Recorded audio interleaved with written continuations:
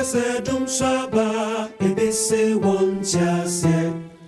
Sekasedum Shaba, Ebenomo se Debi, Nansuanoba, Jum, Eriabra, So, Jum, Shabo. Sekasedum Shaba, Ebese Wonjase, Dum Shaba, Sekasedum Shaba, Ebenomo se Debi, Jum, sorry, say aze ejumembo adisemu rehawo maima nansuwanoba jum eriabra so jum swabo sekasedum swaba ebise wancha sedum swaba sekasedum swaba ebinomo sedeni jum sorry every say aze Adisemu rehawo maima nansuwanoba jum eriabra so jum swabo sekasedum swaba ebise wancha sedum swaba sekasedum swaba ebinomo sedeni.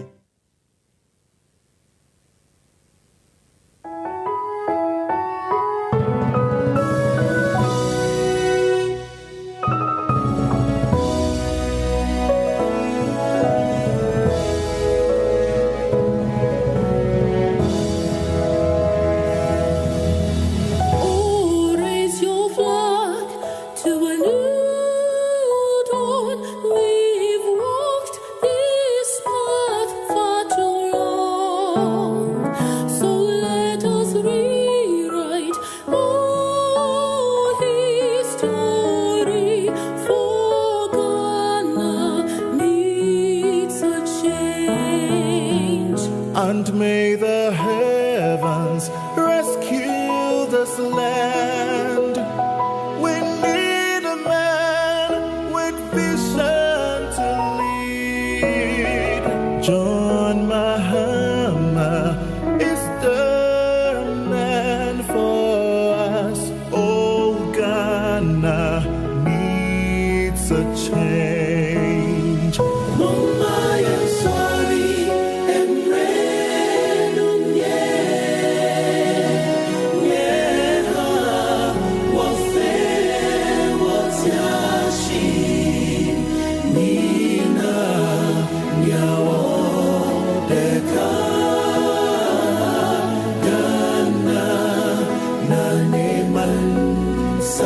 Let us rise for a change. And rain A voice for Bahama is a voice for Ghana. Ghana needs the best thing. Rise for a change. Ghana, Naaman, Sakia.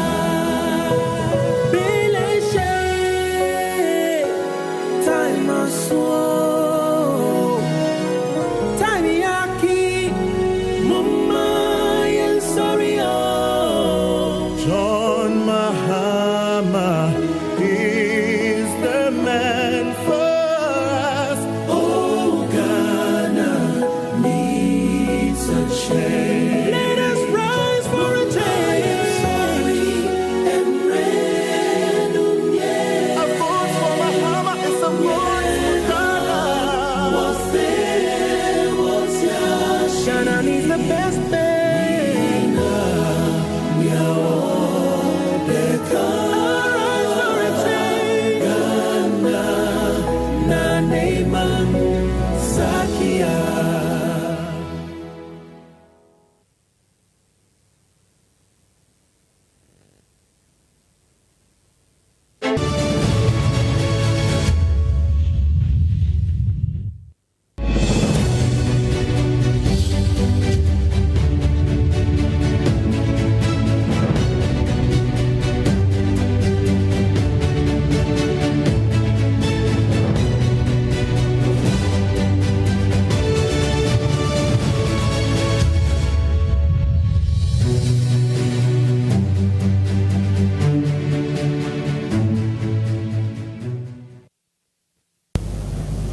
Real Made share, Memobia Jumobia Kwaba, Eba NDC 360 so.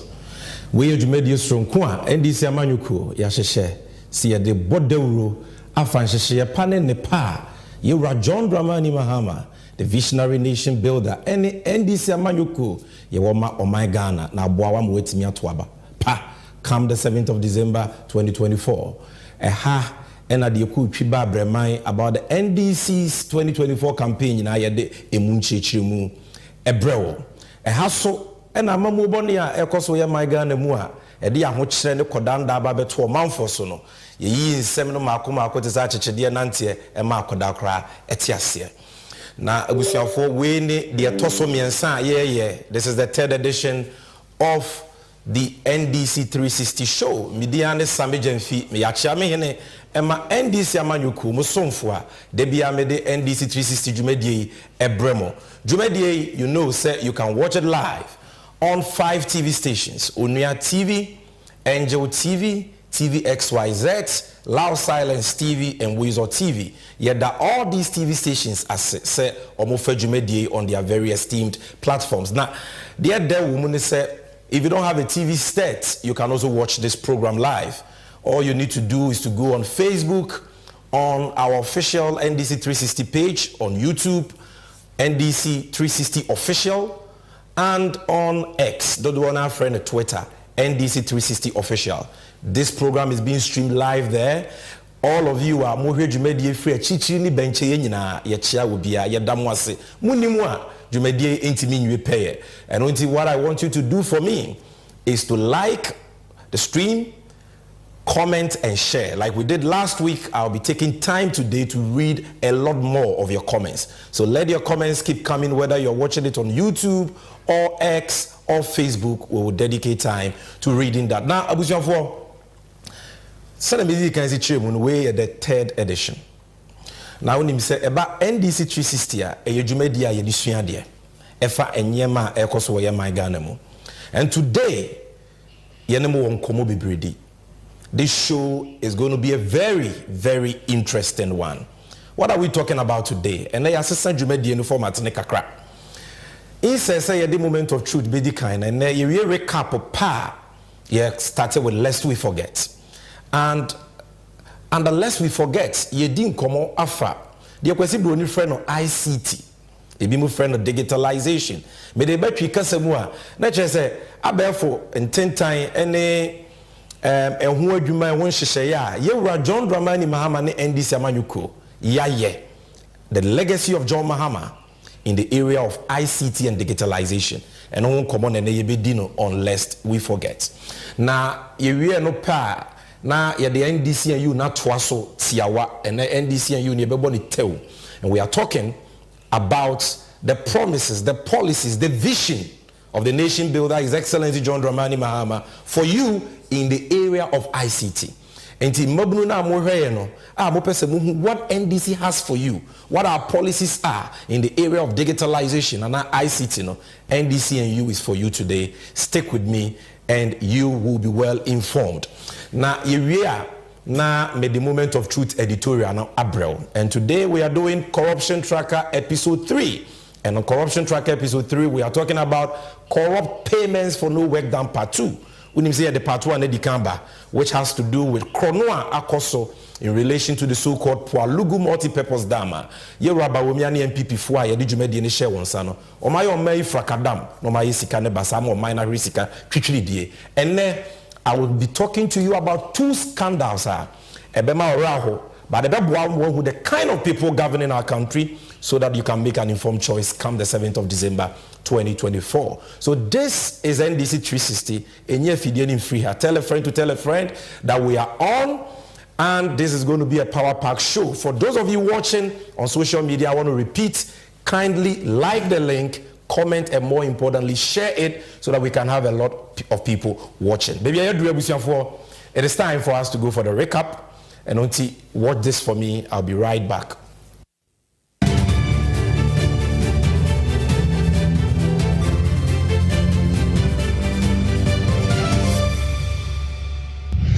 I make a firm promise to you, my Christian fathers, that the administration that I'll lead will set a new standard in the fight against corruption.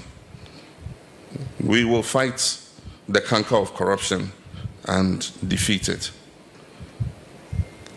We'll retrieve stolen monies. We'll retrieve stolen monies and hold people in government accountable.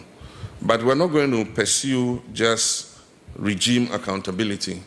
The norm has been that it is only the past government that you hold accountable for any acts of corruption. But we will ensure that those in our government who are also indulged in corruption will be held accountable. And so we will not go witch hunting we won't go witch hunting the past government. If people have been involved in malfeasance, they must be held to account.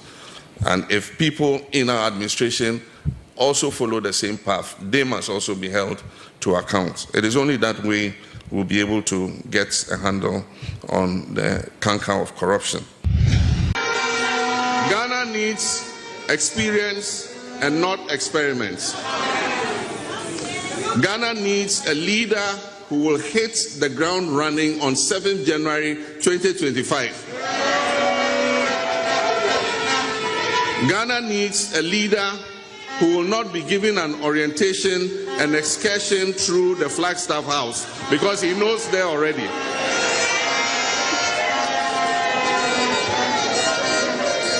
Ghana used to be the shining light on the continent of Africa, and I'm of the strongest conviction that we can attain those heights again. I believe it, and we will lead by example.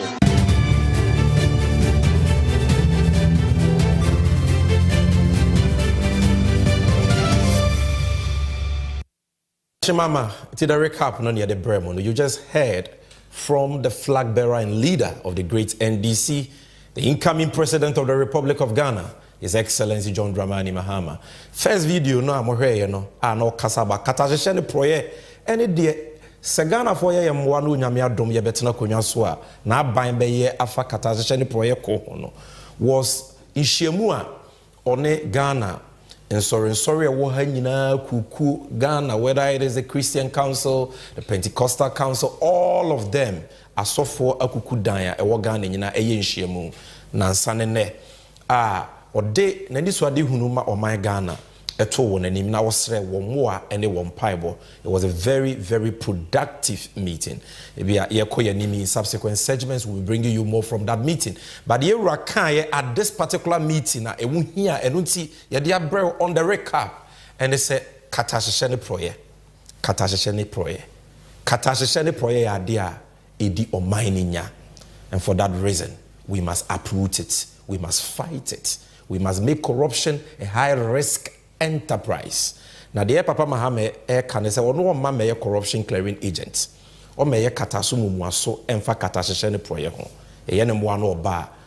The fight against corruption be second of no be twebe nkumetwa nifa. Na omo a ene omo bo man yu kro no omo free se omo fa omo ho adi no. Ye Papa Mahama se oba no wa be man hwehwemu papa akoso.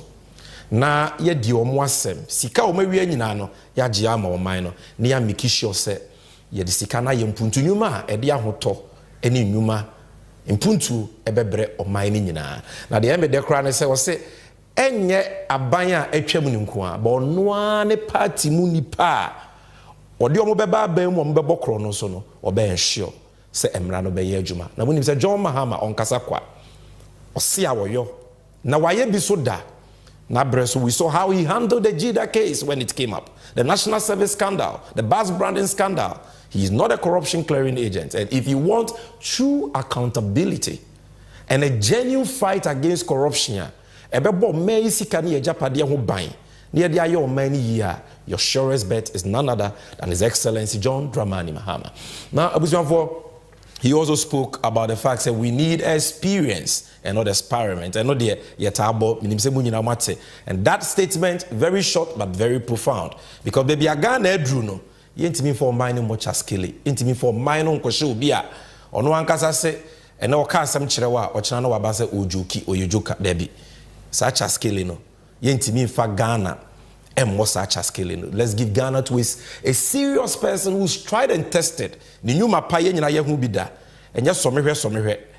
Yakoso will be share 2016 and then Adane and Sohe away and so. So that was a recap. Now, for the lest we forget, April. My guest is ready in the studio, looking all colorful, fired, prepared for you. And when you say you're all expecting him, he's here, and you will see him right on your screen after this commercial break on the 24-hour economy. Guys, the way job no dey this countryside, if I plate pay and they go your kids straight, I hear say brothers they do 2 to 3 jobs for that side. Oh, Kofi, I agree with you. My bro will complete university like 4 years this. Still they search for job. He rep application like 200. All for water inside. He for straight safe. Guys. All this unemployment where they go on for this country inside could be sorted out by John Mahama and the NDC's 24-hour economy policy. Easy. How you go do Simple. John Mahama and the NDC say them will encourage and support certain businesses, make them operate 24/7, preferably on the 3-shift system of 8 hours each, by creating an enabling environment that will promote productivity, competitiveness, and well-paying jobs for us after school. Good. But Mensa, make a busy question. We can companies and businesses with John Mahama and the NDC they refer to. The 24-hour economy go primarily but not exclusively focus on agro-processing, manufacturing, pharmaceuticals, constructions, mining and acquiring industries, leisure and hospitality, the sanitation and waste management, digital startups, business process outsourcing, retail centers, financial services, modern markets, transportation services. Some public institutions like the Ports and Harbour, Customs, DVLA, and Passport Office are all included.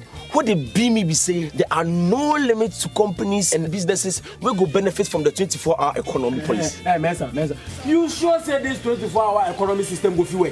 Kofi Pa, no be you where right you talk say menace they work 2 to 3 jobs for Yonki a day. So how you figure it happen? Word.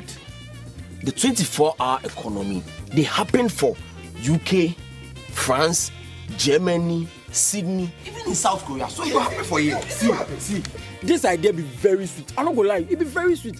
But people they carry one district, one factory, planting for food and jobs, moving from taxation to production.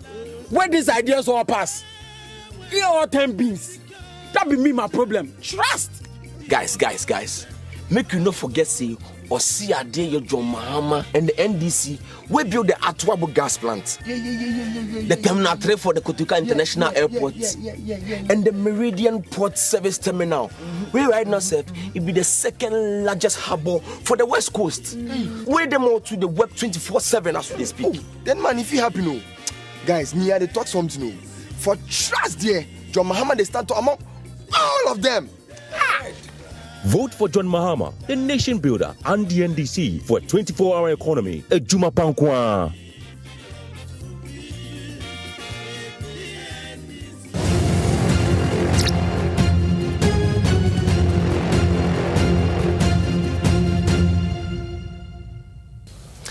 Yo, Madeshe, maybe I do see a lest we forget a and your kaka home.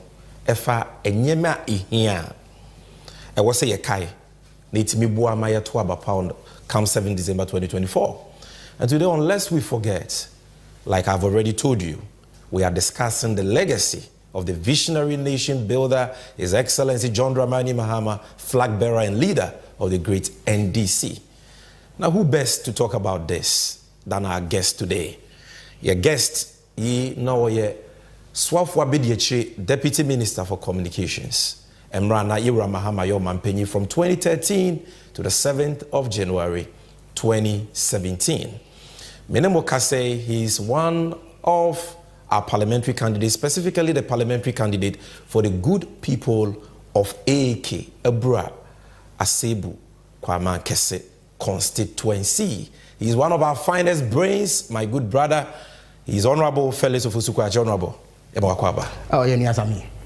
The whole Ghana will be a Niaje said today, you've blessed us with your presence on NDC 360. I'm part of Eke for 1 year there. Oh, we'll be on here. Meno Kasei, Omabuchi, Etin Fidici, our Moshow. Okay. We call Maria, NEC mrantie wo no mbom ho modern papa eye di nshoyi a ekosi omo de omo ho agimu a omo hwese bibia ekototi nti omo se me fa nchi asonko emma wo na omo hwe animu se entuabo brei obebo ewura ho onyo ma che nsempa NDC ewo edema wo. That's similar. I know that you are well prepared for us on this Lest We Forget segment on John Mahama's achievements in the ICT sector. The floor is yours. Ghana is listening. We are all listening. We want to learn. So, Sami, Madawasi. Many are Sami. One in Bayadrin say, Emre Dania, now is what I know.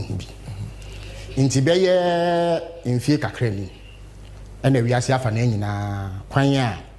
Ankra faso din kita ho kwanya nyumakuo efaso din kita ho eyo madwuma kwanya ye faso bu man ne ade nyina no insakraye sonko abem na ne nyina ne fire ban ne bibia efe no ICT protocol no beka say information communication technology na wo de ba akanka se mu a na se hye nyina ne eye abefo ntentan kase a aba ye faso edidi dwuma ewo nipa abrabo ene nne mu na esanse ye papa ye wura John Dramani Mahama anyame ya adom a acha be ye bosome nson echi obeso Ghana mu aye ne yie no obeye mampani ya brebi atwem odi mfie nan na saa bre num no odi enisuade hu surunku bi eba ya na ohwe se saa abefo ententan kase a aba yedi dwuma no Ghana so yedi bibedi dwuma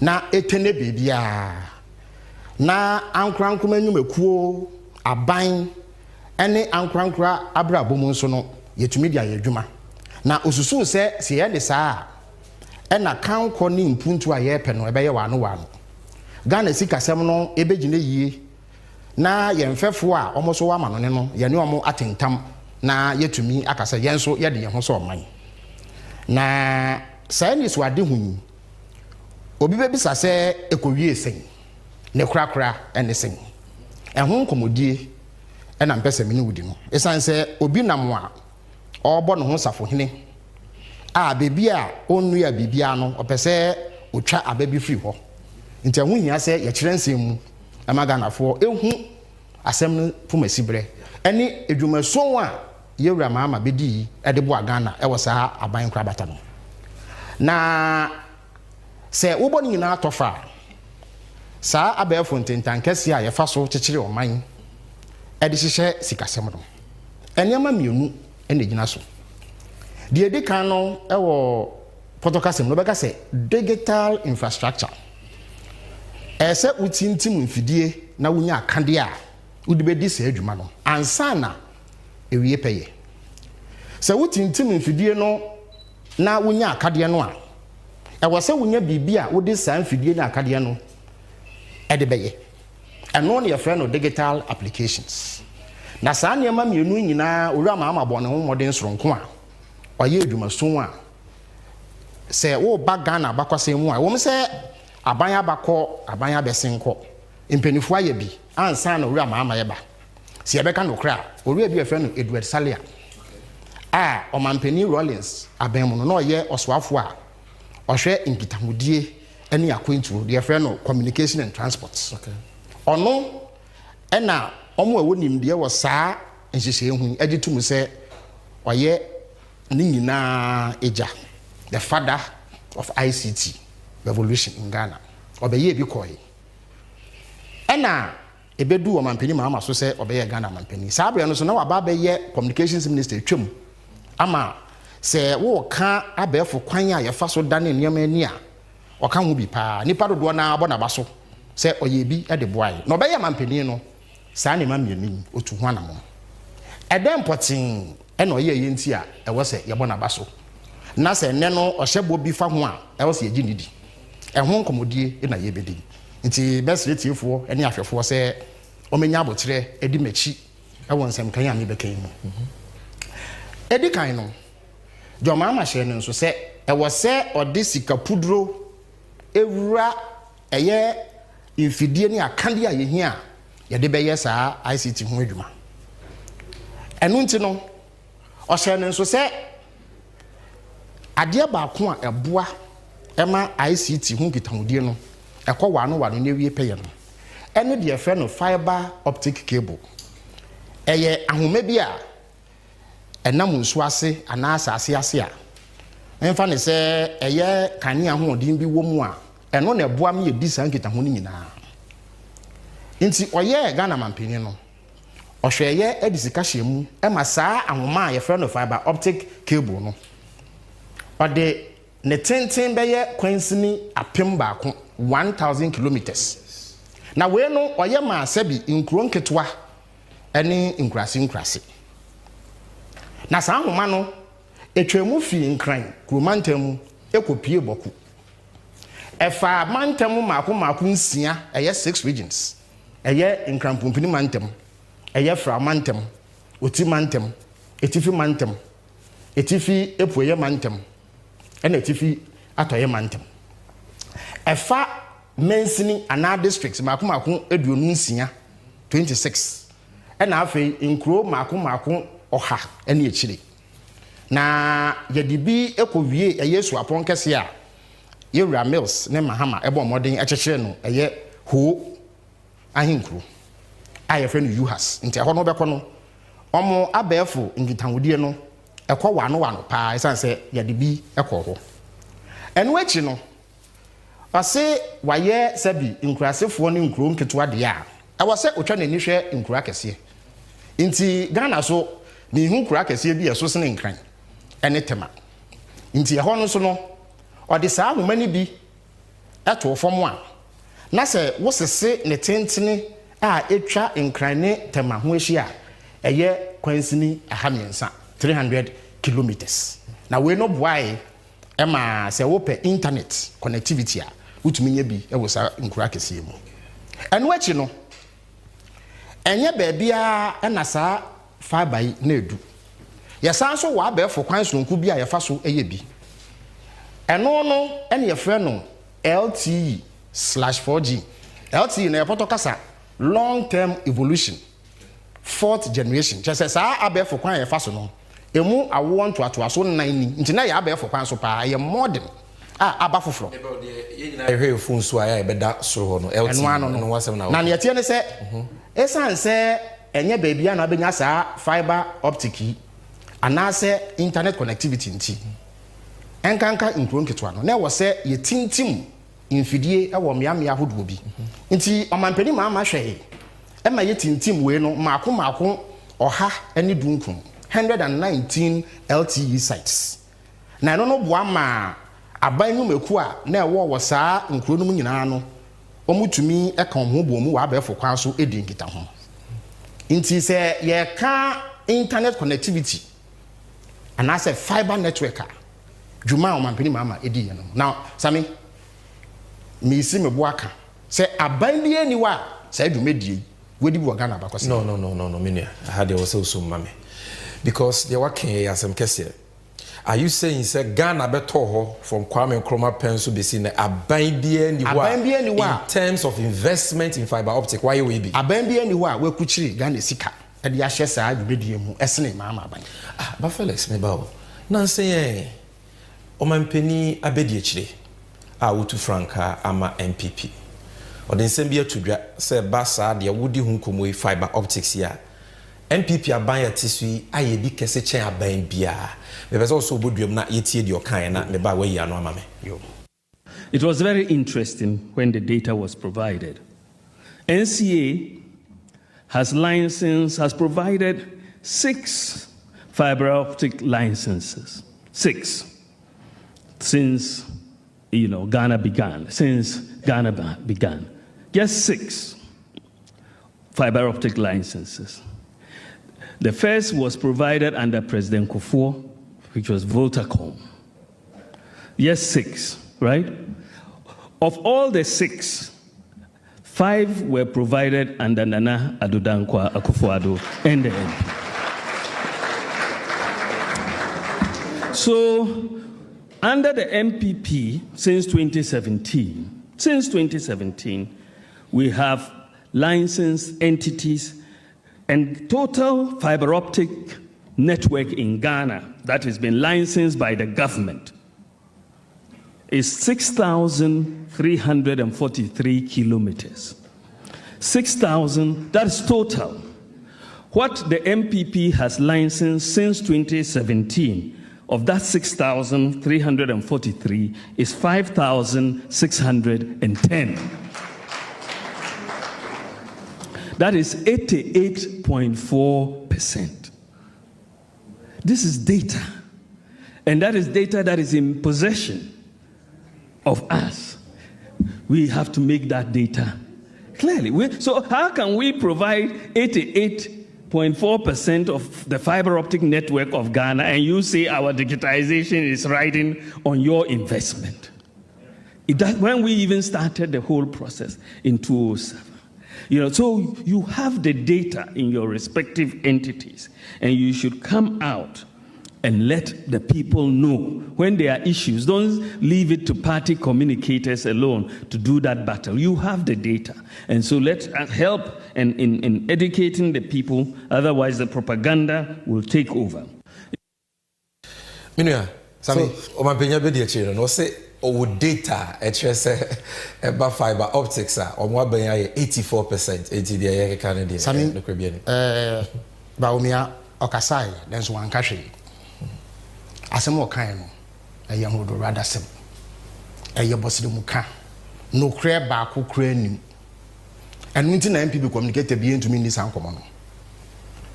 You see, MPP no aya dodo na afre no bawulaya. Em say ote da se abra na no ama no kra so. Na okeka nsem basa eni nyina so bia. Onim asem wo ka no na bakwasem. Nti ene no meto mebo a kire Ghana fu mu no mehu bebia no kra ne da. Ne atie ne say enema mensa na esi e wo san kasa ya kasa odi atodwa no. Edi kan no. Ono ankasa asset ne question. E na wa mark no ho. Question no kra weti. Enkomo aye di ne say aban ben na di sika hye sa fiber optic cable yi mu dodo power Ghana ha. Aban ben no de oman ni sika eye public investment in fiber optic cable. Yankasa aban ben na license companies. As nkomodi aba o me di no person kire say sam meka se me matoka. Nyame aboa me ma menya bibie sinti matoka. Wosi o wonso we adwuma DVL enti obi de ne ka ba mo license enti ne me yepe. Sa anansi se me yeto ne hemfa. Me say John Mahama e de aban sika ashe 1,300 kilometers of fiber optic cable both rural and urban. What say NCA a licensing companies inti why you be me? Inti we adwuma DVL na wo license will be car we no obi a watoka yepe. Inti mesre etiefo say omomo sa asem ningu no mu ntie no kure wo. Etoso mienu no enye no kure se eye nyumekuo insia pe na wo fiber optic Ghana ha enye no kure. Nyumekuo a e wo fiber optic Ghana no omo ye du miensa 13 emu du baako fiber optic ni ye adwuma se me no kase emu mienu bi de chimato bi aba ho nti bro ne se enye operational sa companies no ene na malese ne ha no Vodafone, Glo, Scancom dodo no friend MTN, Melecom chire be ye Tigo, LTE Tigo no omo ne company ba kon ka bo mu nte be ye one company, Espresso Ghana, Comsys Ghana Limited, National Information Technology Agency NITA omo na aban 1,300 kilometer fiber no omo ye hu adwuma wei ene ye de aban sika eye no ba wo me ane na ban omo fa one cd nko share fiber optic cable bi emu enye no kre ba ko so the internet solutions ba ko so ye friend C squared ba ko so ye main one Spectrum Fiber Company Limited Ghana great company no about me can be about Vodacom e chire ni machirem omo so wo bi ena edwumako bi from Vivendi Ghana omo no ECG de ena nansi ho abeto na se me chire mu na mado. Let's just say out of this, you know. Now your operation, I mean, something your operation. Mienu espresso for and na Vivendi we na fe ya no masha asenti ese mom record. Na sami ye tie ne say. Me tu mre a kire wusie. Okay. Me kire wo data ye de ma sa licenses no. Na wi amasan ya kire wasem bi mu. Vodafone Ghana omunya eye tu mikrata and as a licenser Omdibe operated terrestrial fiber optic cable. 20th March 2015. Mr. Sabre na ba na wa ba mu ana. Scancom MTN. Omonsa kan license to operate fiber optic. 4th March 2010. Glow and Saka omo de 29 January 2009. Into bet me aka say omo hyase President Kufuor Breso na yen ye ba be mu a ye to aso ye ma wo. Airtel Ghana omo nyo omo de 13th May 2011. Comsys enya no 6th February 2020th May 2016. One na ye manpenin. O manpenyi Mahama. Spectrum Fiber 12th November 2015. One na ye manpenin. O manpenyi Mahama. Spectrum Fiber 15th March 2018. MPP apenso. President Akufo-Addo apenso. Ghana Great Company Limited 7. And na Vivendi for na me kan ho asem no. 1st December 2022. But ma mention obi ase. Once I had mature legacy fiber as MNO. As I say, Vodafone for Ghana no. Ye mo license as mobile network operator. Omodumedie no a fiber no omde ye. Voice ni data ni na fiber no. But they were not specifically a fiber operating company. Okay. Two distinct things. It's a mature legacy. Into omkwaje license no. Omkwaje license a fair die. Ahomani ye will be. Into ye debedi dwuma potin aka ye mobile network operations no. The same thing for Glo. Almost legacy fiber. Scancom, MTN, legacy fiber. Millicom, legacy fiber. Airtel, legacy fiber. Comsys, omukwaye renewal. Sa renewal of license no. There is how drive license you no renew. But me ase waje license amount. Okay. Let's just say omunya omo original license in 2004 and Akufo. And omako renew. Omo renew on 19th March 2018. But omo kra no omo legacy fiber as an ISP. And no na ba omo ade aka me ense bi omo license say omo ya insia na yen hwe. Internet solutions so sa omo ye renewal July 2019. Almost no more ISP the answer na be specific license. And now a year spectrum fiber so almost ISP into more legacy fiber dida. Gridco once say omo call mandate and adwuma na omo ye titiri pa ne say omo twe enyamo kanea efi VRE and as omo nua ne ho e de koma ECG ton. Enhomo omo de ye no na enyamo wode na na mu but omo wo fiber capability e betumi aye fiber adwuma ni bi.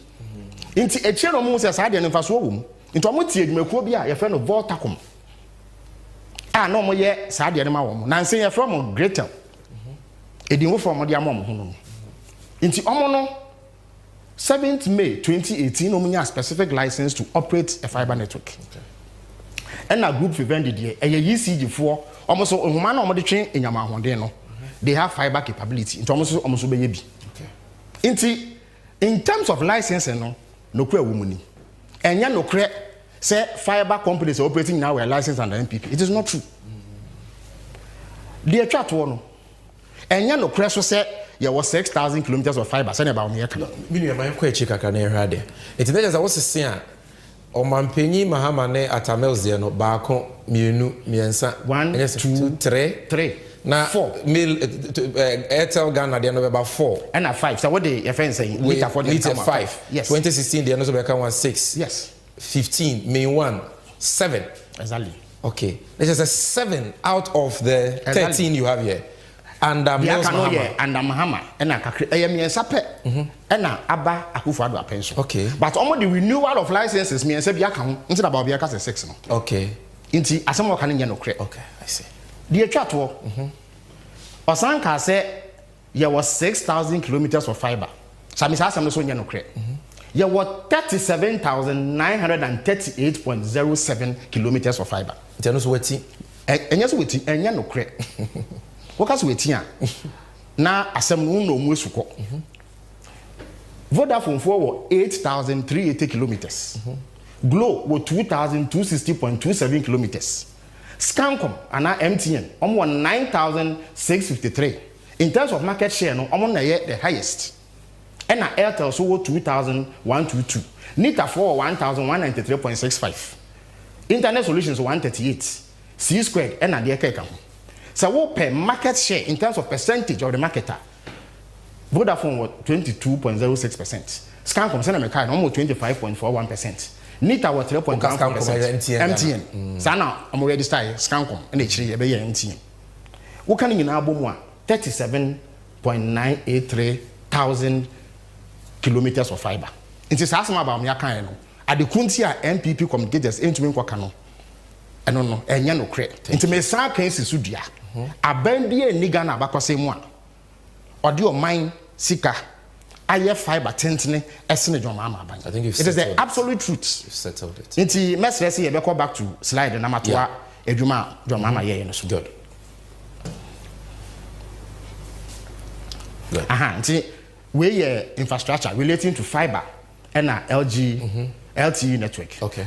Sami say won saka fiber optic cable anasa homa na oja ho den kakra bi na mu na utumi de ye saa abefo kwantempon ho anasa intentankese ho adwuma no.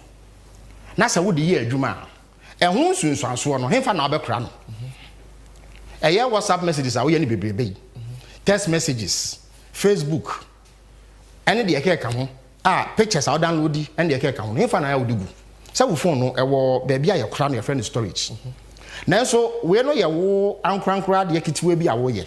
Nti nyumeku akese a omudi edwa akese je say electoral commissioner.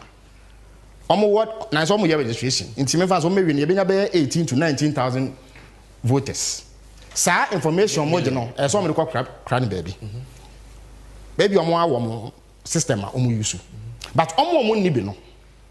E so munya baby a bambo krojin bambo a emu odene ewo mu se na be ya nipa bonifo bi emfa koti kwan so emfa sumase emehim sansam no emfa nkoto abonten emma edwumako no moka enu ntiri Dwoma Ama aban eye nhihye esi de ye fe no eye data center eno no ye bia bia ye de saa abefo ntentankasie ndwumedie no nsunsuaso no ekosie na wohia wakwa yi dia ye adwuma eno no ewon kran pumpuni mantem ha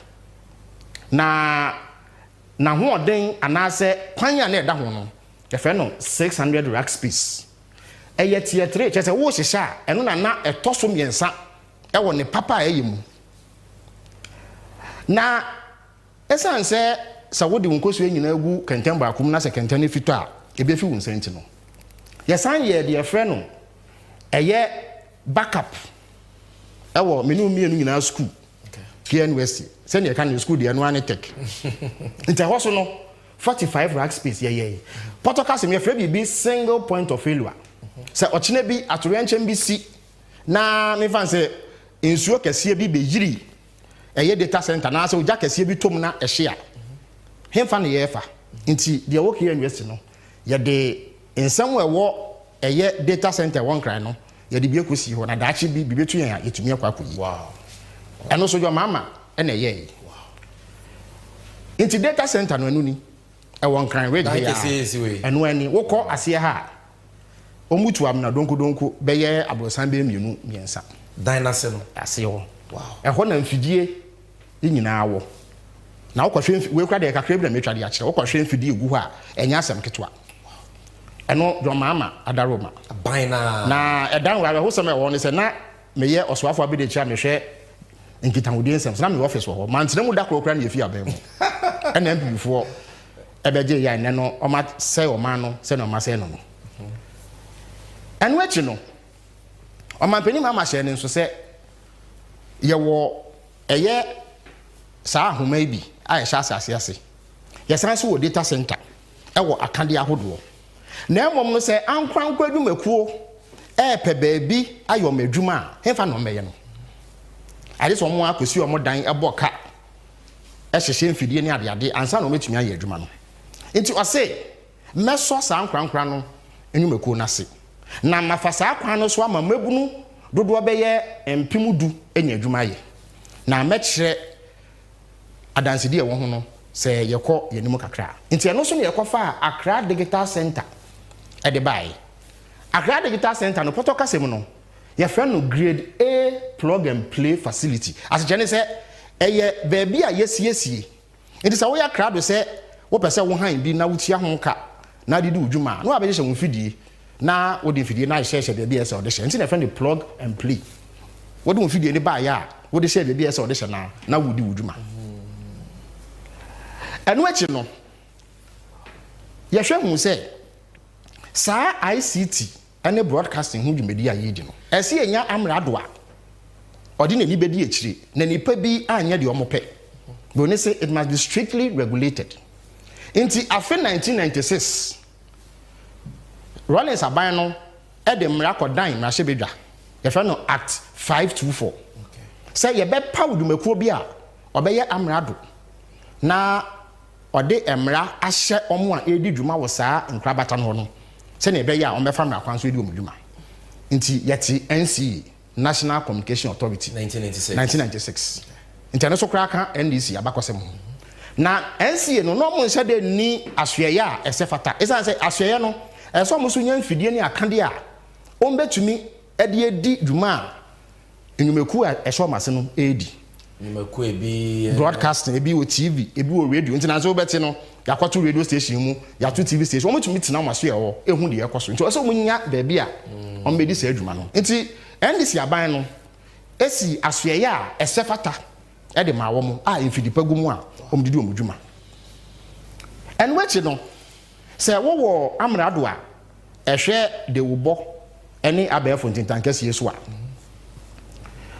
eniama ekọ nanim ewiase afa na nyina kwan ye fa so eyi TV ene radio edwuma ye no insakra so nko abem ye no nya da so te analog wo so ti obete hye picture no unhu ne yie obi sha atade kokon so hwa na akwai se tuntum ena NDC aban no a John Mama dan no say emre dan intese yeso dan yehu bi na nse no de abane digital terrestrial television for the DTT intendo be mu no with TV e bo hayi wodmia remote no fuma yese digital television na aba eno no wo hwa won say infoni no ye krogen a efini kekawa bi eni ho se kasa na wutie no krogen na sa ensise no ebre bi atwam no nka ye beka se ye de ma abrofo edwumaku mama ye sanso no mo nim de ni suhu NDC aban no eye tender processor na eye public obi a de ne nkrata bae no eye Ghana edwumaku obi ene di kan ene de show monsa na se ye ko ba bi a medin foni ne be kira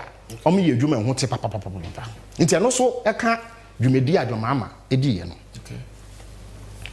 nti ma me famfo ni nkire wo se na ebe ya metumi etusie metumri ni ma kire sie Accra Digital Center na nini na eye public works department for warehouse bi a atete apansam ena John Mama ene edwumakuo bi a from Rockefeller Foundation edi nsawoso se ommomoden emeso yasene na ye nane eni fanye digital center ya enne wo kwakwa dwumedi ahodo ena ekoso na esoma menti bibi mfiri ho mate se eslowusu ene MPP propaganda fo bi ene nam se omoba ene dan ye nwie na ehonwunu mesre se mimi si dan na wo ba na de bi kakra nwunu a na wo so a abasobode en memfa ma wo na se de posi dan no omba ni ewie bibia mate so omoba o na mfidie bi ani mesre se mi si dan na wo be han na wo de nkonwa no mpa ba mu a edan ne ye wo dia me de kan kire o mu se eye plug and play facility ya nyese ye de mfidie koguma ma enwumaku aba be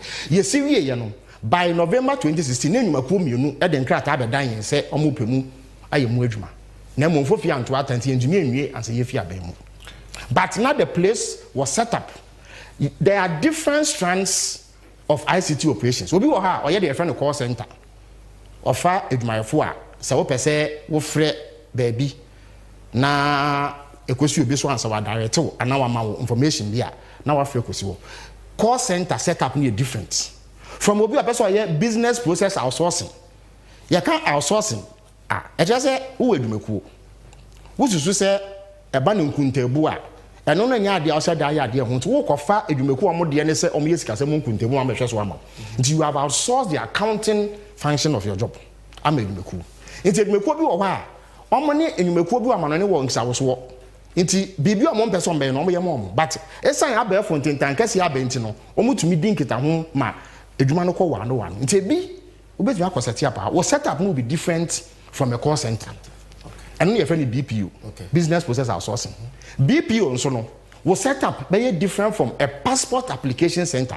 and now we call Accra Data Center wa passports passport office omako bie abefo eye nkrabata bi wo ho a omoye passport processing so the setup will be different into na yen to me say aban say ye be set up machines am amanfo into wo ba na wo pa na wo ba hye wo fidie e de edi wudwuma but bia obeye ne de na eye kroje en hote a efini kikawe bi anu into eno no infoni no eye NC aso ya mekan na nini e wo airport okay we no eye abefo de kra airport city a wo komu a BBS NC to me no omoye no ho ama ne di mu. And I was a brother and you see that we under NDC by 2015 year but NC the till 1996 under President Rawlings. That's it. All right. We no ye digital terrestrial television America no. We no ye fidie ba ko a on dis adwuma no. Wo kọ omaso ye ya aha e no mo hwe ehu se bibia e kọ wa no control room anu ni. Digital terrestrial television infrastructure no anu ni. Omaso ye no so baby ni. Okay. Sa put tinti an hu e common hye ho. TV na ye TV a ye hwe nyina na ye sa de we na ma ho. Aha na fiba. Wo hwe TV a na wo go na no wo se wo ko. We no a transmission site. Sa de we no omo ye maako aduanan mienu 42. Am se mienu na metwa e de a kire wo no. Okay. Nti ano na ebo sa digital terrestrial television no ho chidom. Okay. Ama yenya sa infoni no. Na maka fencing eye data center. Na obebisa se sa eye infidie ne akade a yetintimi. Infa so pote be na wo so. Se wo de ahoma ko chef mo na ye de. Won se wo ba eye mobile telephony and as a data connectivity a. Empempi no eye mobile networks no. Omo ntam pese omo koye adwuma wo ba bia nipa no so. Esan se omusu se nipa na ewo no no nso omutumi nya mfaso. Nti wo be ko Ghana baby ne se ha de network nya adwuma. I say wo ko food ya bi ana ko nya baby potin because they don't have infrastructure and facilities for her. Nti sa eye fiber rural fiber ye no. Eno na some of the companies no omugina so edidi omudwuma ede boa. Nti nka ekrasi tu a se bi mpedi asa ye friend the last mile e ho no bi anko ho. Anka omo de omo nsusu se abefo ntintan kesi o mekoso bi no esan sa nhihye adwama ma ye yinti no ene omunya bi omo data connectivity kwa ye fast se wo de awode ti akra ha enu nti no enka eye ekuafo eschoolfo akyerɛkyerɛfo ene omo yo mankasa adwuma nkakra nka omo nie ni daso bia so mbenya internet bi di dwuma no ene omo tumi nya bi internet in 100 communities 26 districts, 6 regions. Your friend be ISP, Internet Service Providers. Omo so edi ye ntamugina. Esansenya baabia na mobile networks no ko. Nti omo so use saa eye 4G LTE sites any rural fiber me kan ho asem. Edi didwuma de boa enyumekuo nti restaurants, hotels, obekọ hotel bi esebi we class na omo internet. Because of saa jia do mama eye ye. Enu nti no aban aso ya yahodo nyina no yakọ mu nyina bom abefo kwa so the friend internet connectivity nti Flagstaff House ayende akufo ado de bi osori a otu di mfufu nti no your friend Jubilee House no eye ministries aso ya yahodo eye metropolitan municipal district assemblies ene enyumeku ehya aban ase nyina no yakọ mu nyina bom nti ene no mutumi di omho nkomo eye adwuma wa bra sintone nkekan wa bi ani okay sade eye ni tin nanka afi bia no aban boka bubro e de command krankra so momre ya internet any connectivity ni networking sade eye ni no ete e ka ye bone so afi bia by 100 million Ghana cedis as of the time na ye fi aban wow data center mature de ye into what de wonsem ekosie ho a bambo mapa wo ho obetumi ada asore ehu se ade ne hyewa efini kikawa na se sinto bia emba yawo ankwankwa adwuma bi a omo no sikasem dwedie no mudi nti omo so saade abo om papa amom de didwuma na afi so enkra hanum sei edu bebe no saa wifi ho asem wa ye saa efensen urban fiber ye no 300 kilometers ni no 2016 ye pilot bi ukogina Accra Technical University terminal 3 wa airport anatema station won kra ha na wunya wifi free because of sad ya yin and also eboa papa na sa eye digital infrastructure maka ho asem so wenya bibi amfa nguso a enya adwuma wo phone ekita wi eye ade ese robot said ade ekita wo no eno no broni friend hardware wenya bibi e friend software and applications nguso a wo send message enya yi obi afre wa emba obi send message a emba nti ye tintim mfidie ene akade ni wie ye no na wo se ye di dwuma ede eye de ye hia ansa na san mfidie na ye dwuma no ede aba na no ya chebo mienu ba ko ye e-commerce no se wo bo ne tofa obeka se eye dwadie bia ekoso wo abefo ntintankese so ene ni e-commerce no ena e-government eye amemu a ye nam abefo ntintankese so edibu na eye e-commerce no ye wo nkrabata miensa de de kan ya jomama edi nhudwuma no ye fe no government to government eye aban nyumekuo ni aban nyumekuo ntamu nkitahudie ye wo government to citizens eye esoma aban no de som ne manfo ene ye wo government to business aban ne enyumekuo a ensha aban ase ankrankran nyuma enhu nkitahudie sa ne ma mense nyina jomama de nhudwuma na de kan ya fe no eye government to government no medical kire wo se esign de eye yinti no aban nyumekuo nyina wonya internet access na ye nkwankwankra wo enkonkoto I say we 100 million as time na ye fi abem na say 100 million Ghana cedis a year sisi adem ye sure say akosoro kra sign say ni sikasem na akoye nti say me to aso a government to citizens aha no na edwuma ne kese ni nyina agina na ye tie ne say aban eye niam bebre me ye sure say driving license wo say ko DVL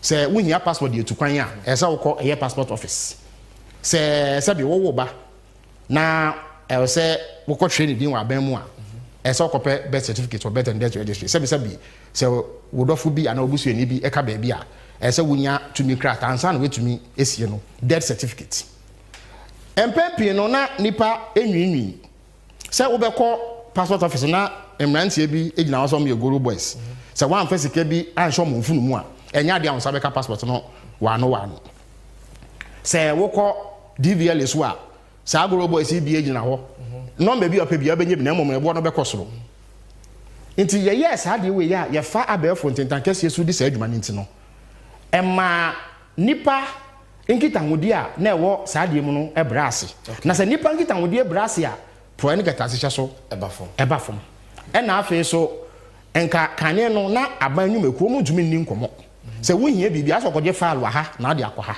ndisi ano umie efidie ne fuma na bibia wo pebia no abeto so amohu na nanse no ba wo mia ne MP before na mo se omo no mo de saa ehihye ne baaye mesre meka afi 2012 na ore bia ye friend William Tavi na ono no ye nita penimpa etirobe ye NCA penimpa sabra na yewura Haruna Drisu na ye ngitahudie soafo communications minister into 2012 and you launch this adi into ye the website bi ba ya na ye friend eservices.gov.gh sa website na ye fofo bi so na ye friend no epay.gov.gh into say wo ko ha na say wunya dwumedi a wo pe na we ko tua musika e wa ha into we kra Ghana web Friday 27 July 2012 metumre akire wusi 11 MDAs hooked to Ghana government e-services portal. Wow.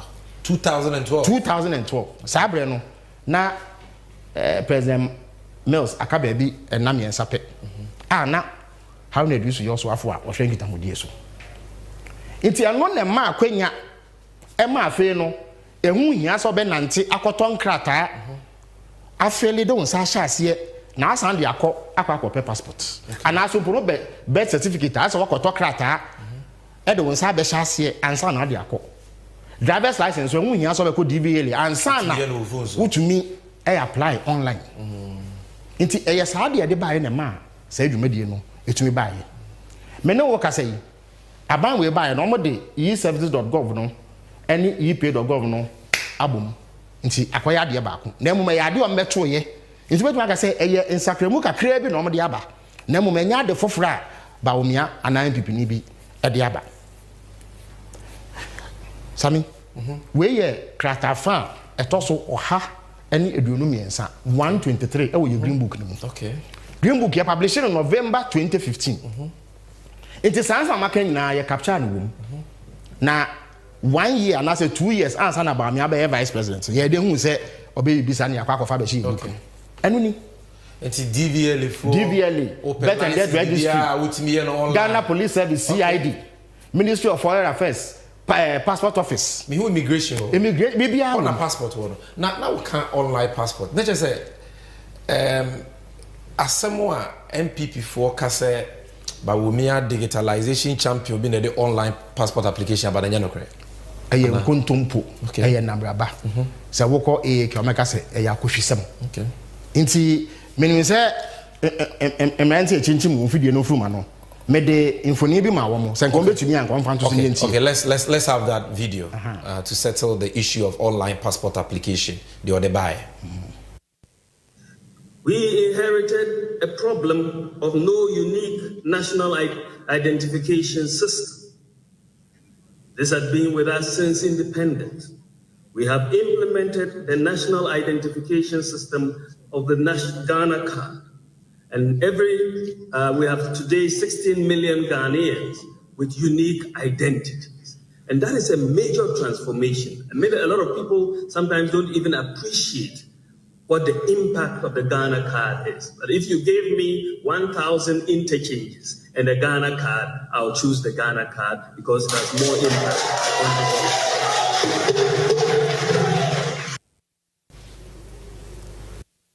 Ministry of Foreign Affairs and Regional Integration has launched the online passport application service in line with Ghana's e-government strategy. The service is seen as a solution to the existing difficulties bedeviling passport acquisition in the country. It is also expected to ensure efficiency and reliability in passport acquisition. The online passport application project was introduced in 2014 through the National Information Technology Agency's pilot. The introduction of the Ghana biometric passport replaces all non-biometric passports by the end of 2017. The launch is a culmination of the process adopted by the government to reform the delivery of travel documents for Ghanaians across the country.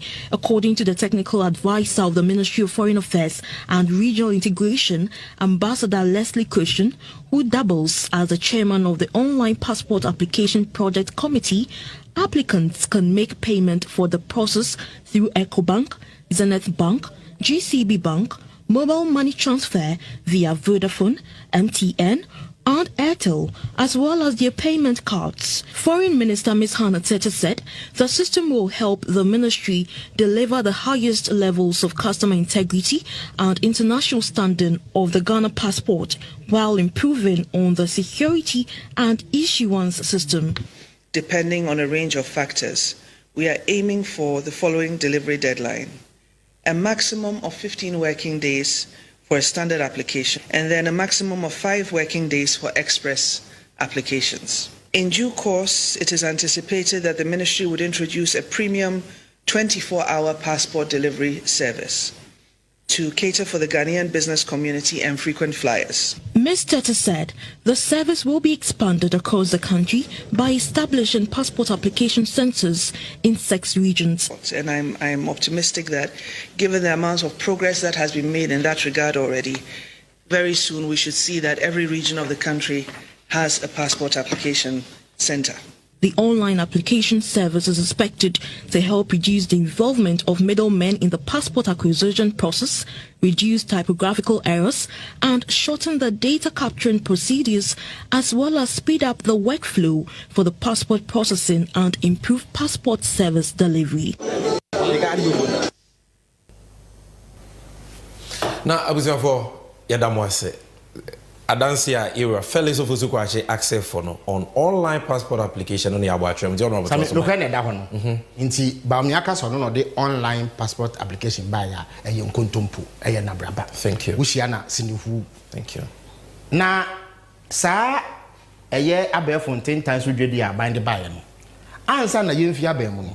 na edwadie maako ɛyɛ mpem eduonu miensa ɛne ekyire pɔ bɛyɛ aha miensa ɛna na akɔ so sɛ woka sika yenye free mu nyina abɔ as of 2016 na ɛyɛ 168.9 million Ghana cedis na dwadi a akɔ so no nti yɛ ade a MPP aba na bɛto yɛ aba me anim ho hwe si yɛ ba yi government a senti a meeting mo ne sɛ ba me aso ne nam ɔsɔyɛ ɔsɛ ɔno no de yi procurement ba yɛ yi pharmacy yi health enya no kre yenya busia bi fi World Bank enye na ye be $97 million ene edidi sa adwuma yi under President Mahama e-health government se kwan ye be fa so ebu man aye de abefo ntentan kese na ye cabinet me ko see meswafo Dr. Edward Omane Boama anamu wo cabinet a me kon man fa krata ba kokra nko because me kon na egu efidie so a se wupia na abeto so wupia na abeto so nti ama we se sa de wi ye yanse ye fi aben mu yi justice ye ama ene wo court high court e won kra hana omutumi ye teleconference obetumi de adanse wa abra a wunyina court wo san hyehyɛ no eye dwomama apenso ene de baye Chief Justice Theodora Wood epa ho ntoma eno echi yi health ana ye fensen yi pharmacy kan wo no ye piloting e-pharmacy ni nyina eka ye hyehyɛ ye piloting in about 4 hospitals ansan ye fi abemu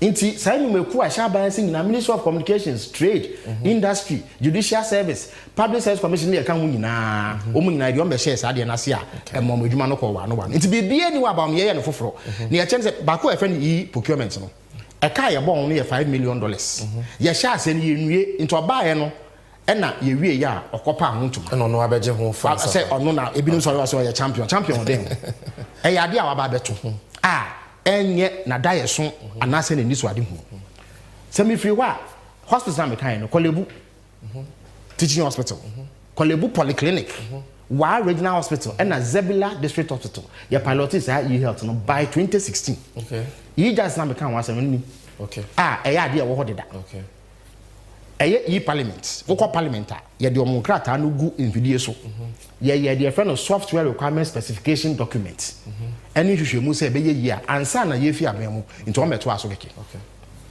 se eno free wa na ha no na me pese me bisa sem because ye ba no me hwe o slice no o man penya be de akiri wasanso akasa bi o se eye ade na ye friend Ghana card edia dance so bi ye Ghana ni no omo na ye aben ye te akonwa so MPP Akufo Addo ba wo mi aben na ye aban omo ye ne kofa bai omo na aye ne de keka ho me pa cho famu nchire mu maye eno so no okasa ye so wanka hwe eno so ye bosre mu ka enye nokre nokre wo mu ne se eyo mampeni Akufo na te National Identification Authority a na botaye te akire ne se ye behwe enya de efe no National Identity Registry obi o ye Ghana ni bia na so obi o ti Ghana bia e be hye ne nso omo hye adwuma se fofi antoata eno mu fi aben mu o fi aben mu na mails ma ban so bae na ye bae no ye ni ye bia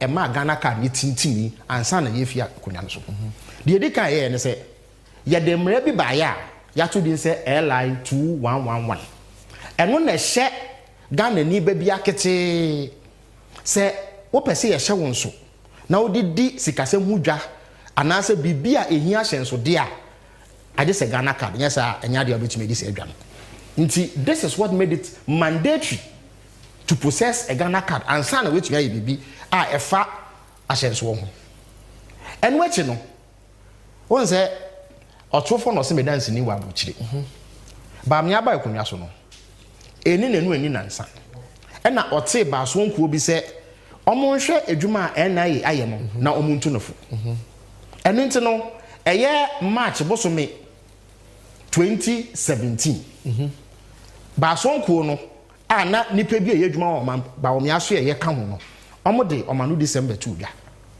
na omo ka se eye esumasem confidential report na nini the friend no executive summary eye baby a ya bo nsem no tofa e de ama mpanimfo no me be kan asem bi o ha kire we no ya shase we no kire say in February 2017 o bet ma zoom in kakra mame okay ko no say eja abefo In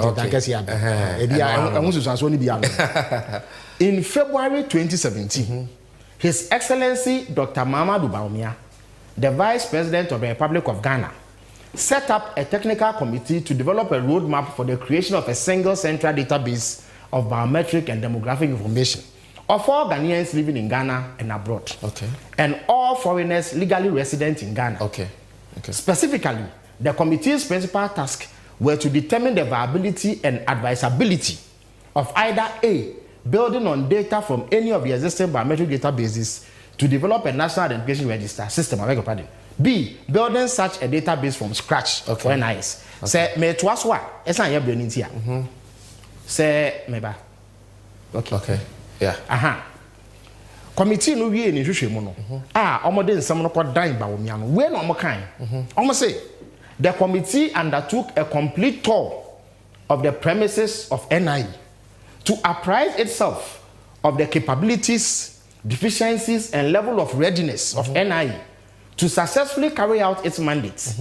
The committee observed at NIE, or say, Bason Kono call NIE as you know, Duomuko Huyano, and Unie, na NDC, Abano Ayam has collected biometric and demographic data from about 16 million citizens. Wow. It's not Ghana for Opepe Dunsia. And now, Yaji Omo Ridiemu Ascenso, dear, Ediegun Fidieso, Yadibeye, Sagana Cadmo. Nasa Opepe Dunsiano, Emu Opepe and Crondie. Na Oma Yahweh Juma, Omodia Gu, a year friend is see this swat. Omudisi na da chom dia yedwuma enu achi no na woyi apepe nkrona emu apepe enan ni echire ponson 4.7 million die na oma ye friend no records and assigned unique personal identification numbers number oma mo bia asenso dia e chere se unamani 4.7 million enu achi no na omo a process 2.7 million cards. Out of 2.7 million, na omache emu 900,000. Edi amount for. Afe so na omo cards na yem printed hwe wo so ada bibie ne so no. Mako opepepe 12 million. Sabia no yeguso a yeje eye omo efiama no ne omo te Ghana no. Omo widie mu ensem edi egu infidie so.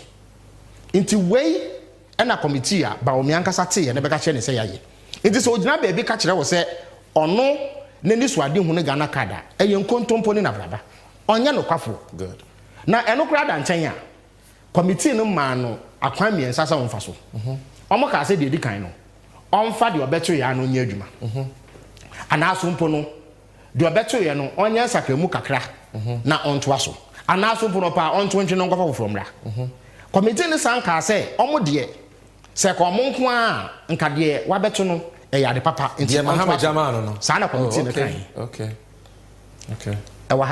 I say it is the considered view of the committee that the adoption of option A will present the best viable approach.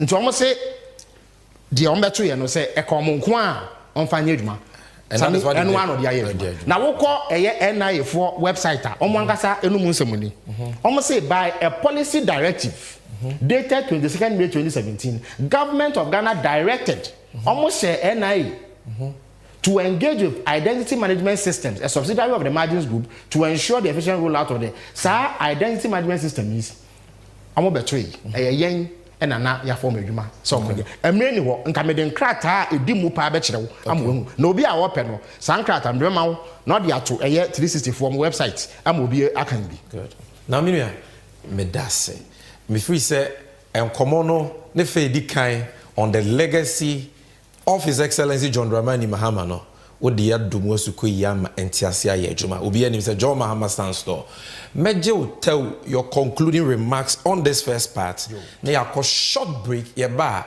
there na ye ko ye nimi 2025 and beyond John Mahama Woma Ghana for on NDC and U segment. Explain to us what does John Mahama have for Ghanaians in terms of ICT and digitalization. But for first part ni nyina esimame simaba de maka ni nyina a kire se edi kan no nkomodi ekwaso se Bawumia na ye champion of digitalization nya no kre eye bosire mu ka eye amanyosem fa so pehunu a openti e na oye saade no ebiom eye sikasam ho hyehye a ebu aka ne simu a ohun kutokuo fa kranhye mu nti na wedwane a opese okope bi fufuro na ye de akase ono no aye ho adwuma nti saasema maka de eye no kretro do a echinye bie ne ho a obia ope asem no nokre no be hu se nokre ene de atodwa no nti efi na ekọ no emma MPP ni anaba me anada wo se ono ene ode de friend digitalization bae no ansa na omra no na jomama ede hu dwuma de daada oh na Bonesi he stands head and shoulders above Bawumia enye Bawumia tipe no ewo kwambia so se ba no eye abefo entintankese a yedidi dwuma ede bo omanfo asetemu. That was Honorable Felix Ofosu-Kwakye. Onkoyo waha the NDC and U segment no eba after this short montage. Interesting when the data was provided. NCA has provided 6 fiber optic licenses. 6 since Ghana began. Just 6 fiber optic licenses. The first was provided under President Kufuor, which was Voltacom. Yes, 6, right? Of all the 6, 5 were provided under Nana Addo Dankwa Akufo-Addo. And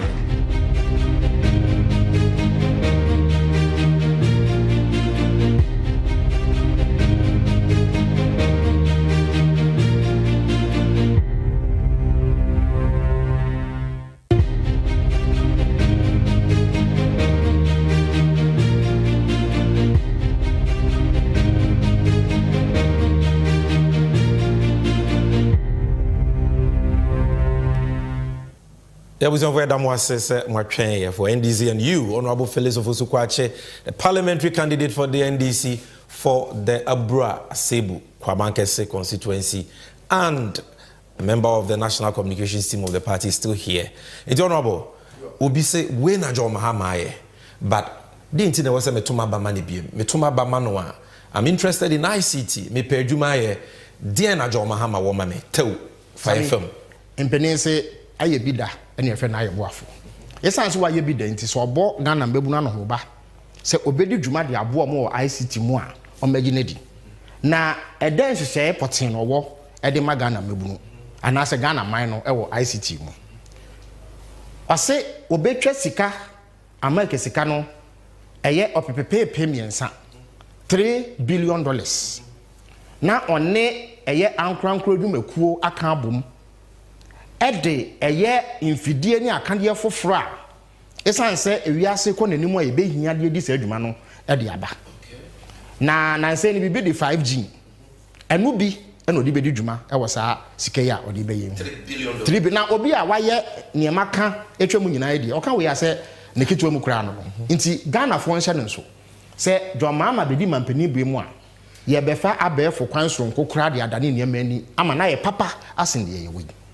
enwechi no sami debia meje sa wodi ho abobo se edwuma sem ha Ghana mabu no papa se woko ekia suan emrantie ne maba we suan ne so mu ni edwuma ye iti dwuma mama se ni daso bi wo ho ma wo o se de ye frɛ no coding won se eye infidi a aya wo miamia no funu ma frɛ no computer no kasa etie no a omo a eye no ene ne ka ene coding na sa coding ayamrantie ene mabawa na ye no nansen okwama no ne adwo mudia no o se obetete Ghana mrantie ne mabawa maako opepepe baako 1 million e wo saa coders program yi mu na o metumi enya akwanya e de ahwom ho e de bi ahwom busuafo na saa asemi bawolaya kroya onenam ena o se ono nso be ye bi e wa abra oni abakosem bia wo saa asemi so obi vision we we afi 2020 abrado mama airborne no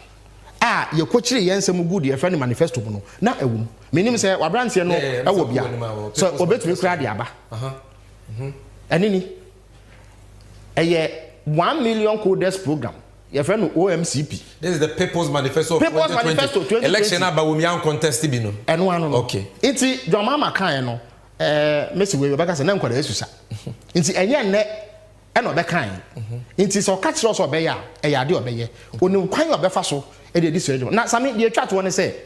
Na nse no bibia ma no hom ne so a your friend fintech. Na fintech no e yo mo de saa abefo tentan kase ye di dwuma omo de e ye sikasem dwedie e no mudi.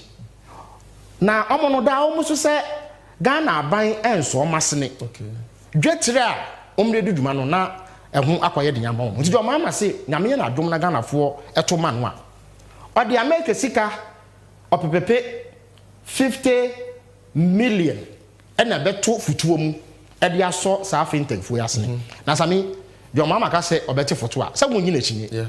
Isan sa ye bi da na efe ne sey. Aye boafo. Obi a ote eye Ghana Infrastructure Fund photo a afibia no sika be mu ye $250 million. Ono no te sinking fund.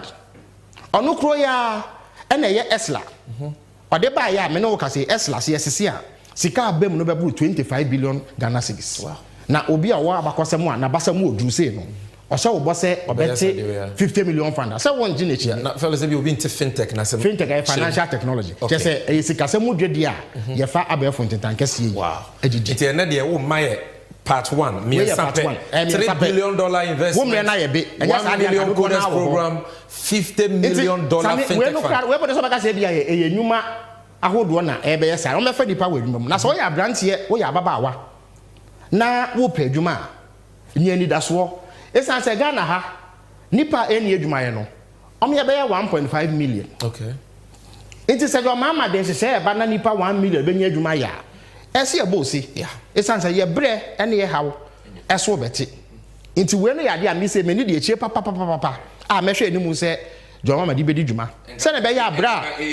Oh, enya sam ketwa sami o manage ho papa. Na de akoba ne se na se no mrante ne maba wa aba no.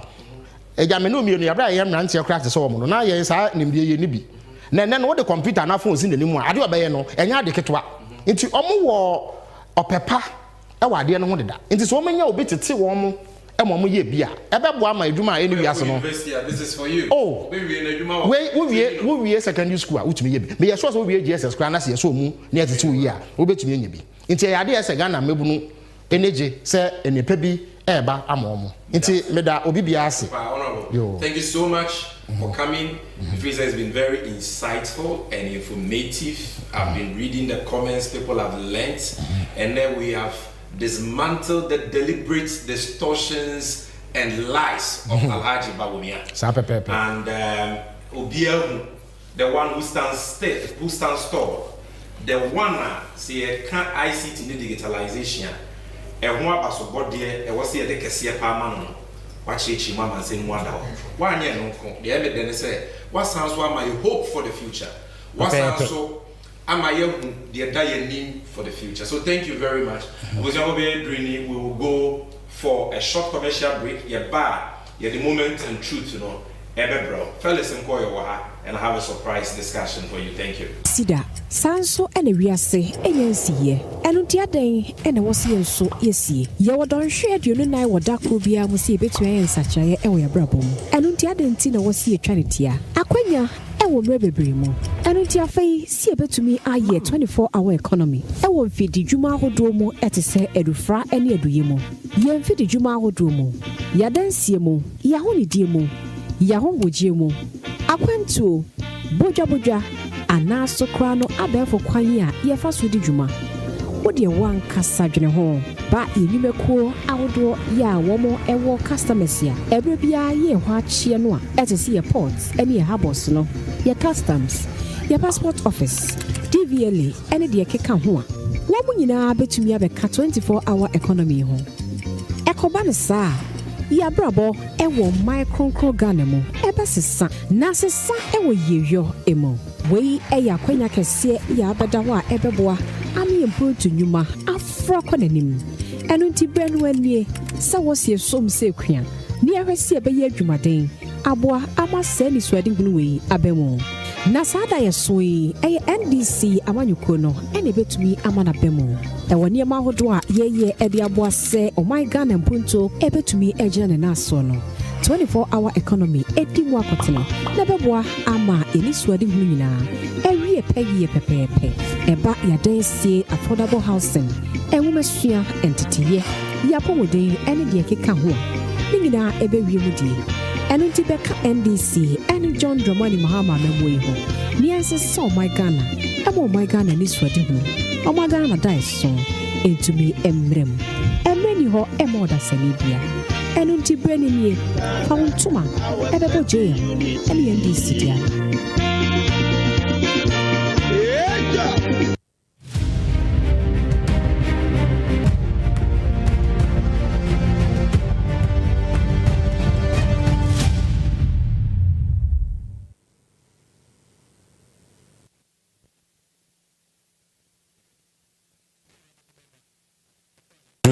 a moment of truth.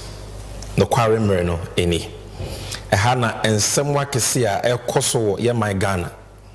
A mamubonia air koso katashan proye and won't send ye dimunchi muni brow. And you know, as we do on Moment of Truth, we serve you with nothing but the truth. Ye tumri, ni achirosie, ni amaubiedi. And ne, mi Moment of Truth editorial ye titia yen chekra. Because ye na enkomobia akamene inua Felix Kwacha Sanso dia bro. So stick with me. What are we talking about today? We are talking about Corruption Tracker episode 3. Yaya episode 1 on Poalugu Dam, fraud. Yaya episode 2 on the rubber wemiani nebusianfo a omo form omanga ne sikenya funyafo. This is episode 3. And on episode 3, we are looking at Ghana sika twitwiri dia. Aban we etuyama nipa bebre etuyama contractors for no work done chese companies nipa aban efa menu mienu sika de ma wo no omonya nya adwuma pa bia o man na nya so mfaso bia but kata hye project dream kankan pesa minkumunya eni sika ni brenti ye tam menu mienu sika ne de ama wo mo for no work done abra wo nya adwuma bia the dikan part 1 no was the Poalugu Dam. And this part 2, we are looking at 2 scandals. If you follow me. Now, for any. On the 16th of December 2020, company Bia Omufri Portugal, Abruchimam, a Portuguese company called Motor Angel. Ghana buying a Uraba Wumia, or Mampenia Kufuadoni almost signed contract. Say motorway, Tema motorway, Finkan, Kotemano, or Momrano Mumbisi. Money me buy adwen say film retenting be seen na Ghana for your soon ya kasa ya trejajo afa motorway kwan say na esi asay na esi atutu na empempi no e ma traffic eto de bi kura accident si na nipa hwere omonkwa enti aban we ba e na owura ba womi ne omampanyi kufu ado say kwa me nkroma na ye motorway omo de omaba omo ba betrim no ma ye ne kese na te traffic so na kwan na asay no omo siesi nti omo ne company a friend Motor Angel from Portugal signed a contract shedate in Sumame 16 December 2020. The contract sum was $570 million. Now ehwa dance away Moment of Truth etumrani achirusie etu ko company na nkasa website was a Motor Angel to construct Accra Tema motorway in Ghana. Story ni okwa obihu bibia. Now emra buying a sign contract we pay and NDC dom kuma e wo mrahye bedwamu a yenua Kwame Agboja ene ye chief whip samre no na wodi committee ehwe akwanso mwatinti ban ye pa oye nsemtrofo nhyiamu because ye hu se contract no se bi se wo so be ye motorway yi a enka ye edeboa wo man no but contractor abina sign na abine company ofri abrochire e na assign enye Ghanaian company na Ghana yemra e govern such contracts no between Omaino ne Amanone companies no e kire se article 181 of the 1982 constitution Ghana mra po no e sha ban se was all this contract no e kom rahye bedwam this contract owura bawomia ne Akufo-Addo omunim kro no omopeso omobo no womunti no sumasi dwedie omanfo parliament so Honorable Kwame Agboja in the minority caucus protested into a city newsroom on August 11 2021 it was published, a minority demands abrogation of illegal Tema Motorway expansion contract with Motor Angel.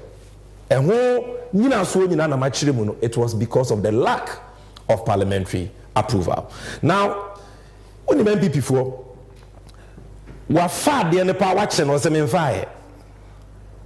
When we are the one so was a and so you better blow alarms and no, this contract should have gone to Parliament.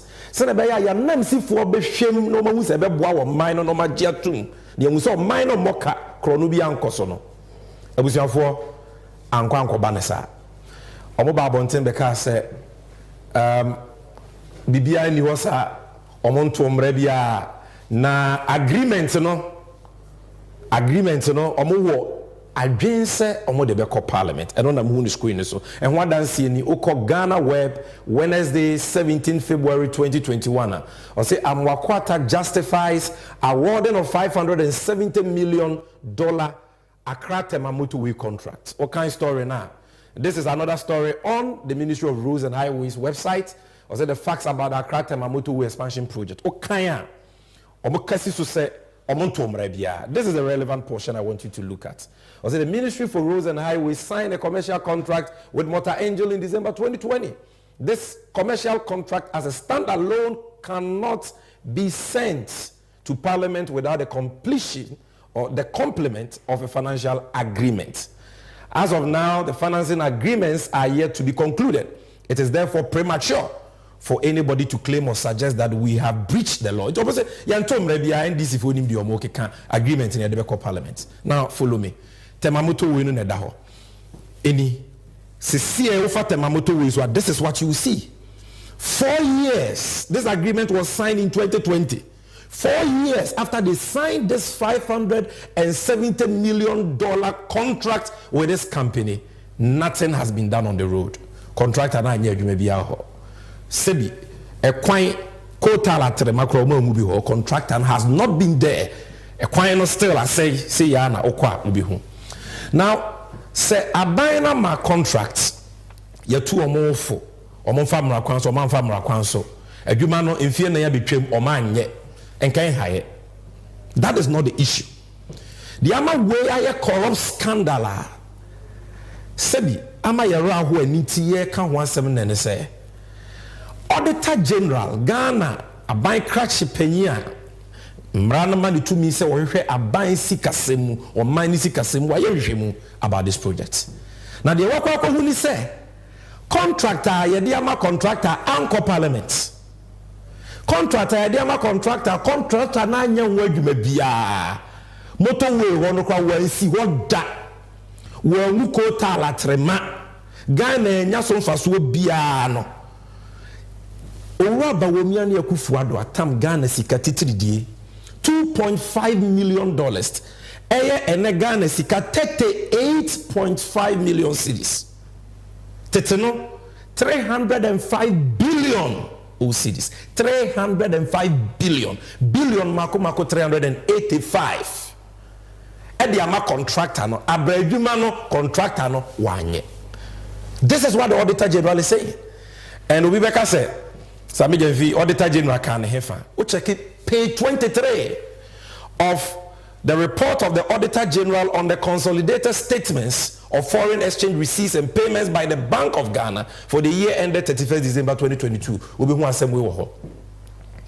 This report in medical trim and a Pualugu Dam fraud payment of almost $12 million and what dance where ye sika Ghana onyame adom yenye free yekoko ye gold ye oil enyema ye de kwa ma no ne koton a ema ye dollars no medical chire mu se ye koton ne enya dollars na ye de sika no ekoma o bank which is the Central Bank of Ghana enti eye koko fu sika ho asem ne yeken eye omo mutu gold ye oil sika ye nyina ye sika wose ye de ye adepa no ye de akoma Bank of Ghana say ye ni bibi ye kra da Bank of Ghana ye nsiachi ba ma ye sidi ni mani nya hoden.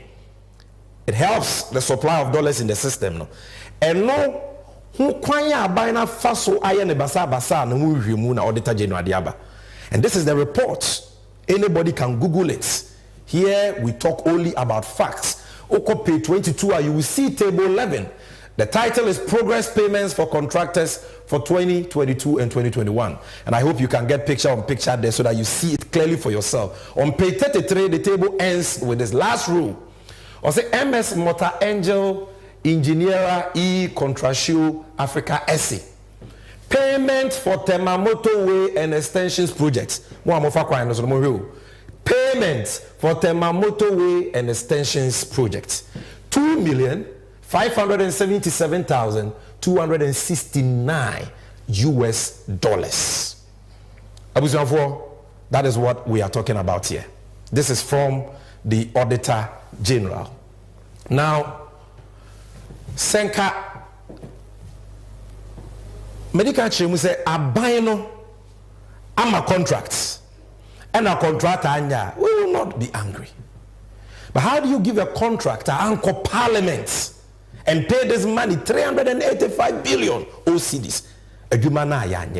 And our courts have said that agreement anchor parliament amayanyentum abeye agreement or minor new company na no agreement ni nyina so womrem utue sika nda itawa bo minor chrono e wo se eduko tu afiase na sika na yegema o minor.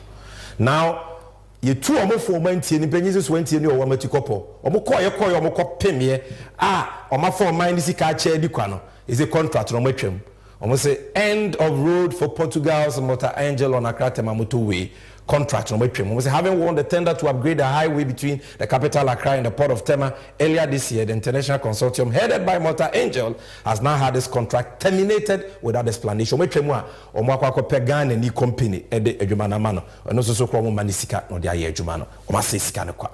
Now, as if this is not enough, abusuafo we are large about women on the aguniti hano. As if said this scandal is not enough. Auditor General Asanso Amaye who scandal no dey bon kwa chen we. And ya dey be asem efa ade bi a ye frɛ no Skytrain. Ye ka Skytrain a ye keteke a obroni aya etimi fa wiem. Ne kwan ne na fom. Keteke no eno enam soro sa ne kwan ne da wiem.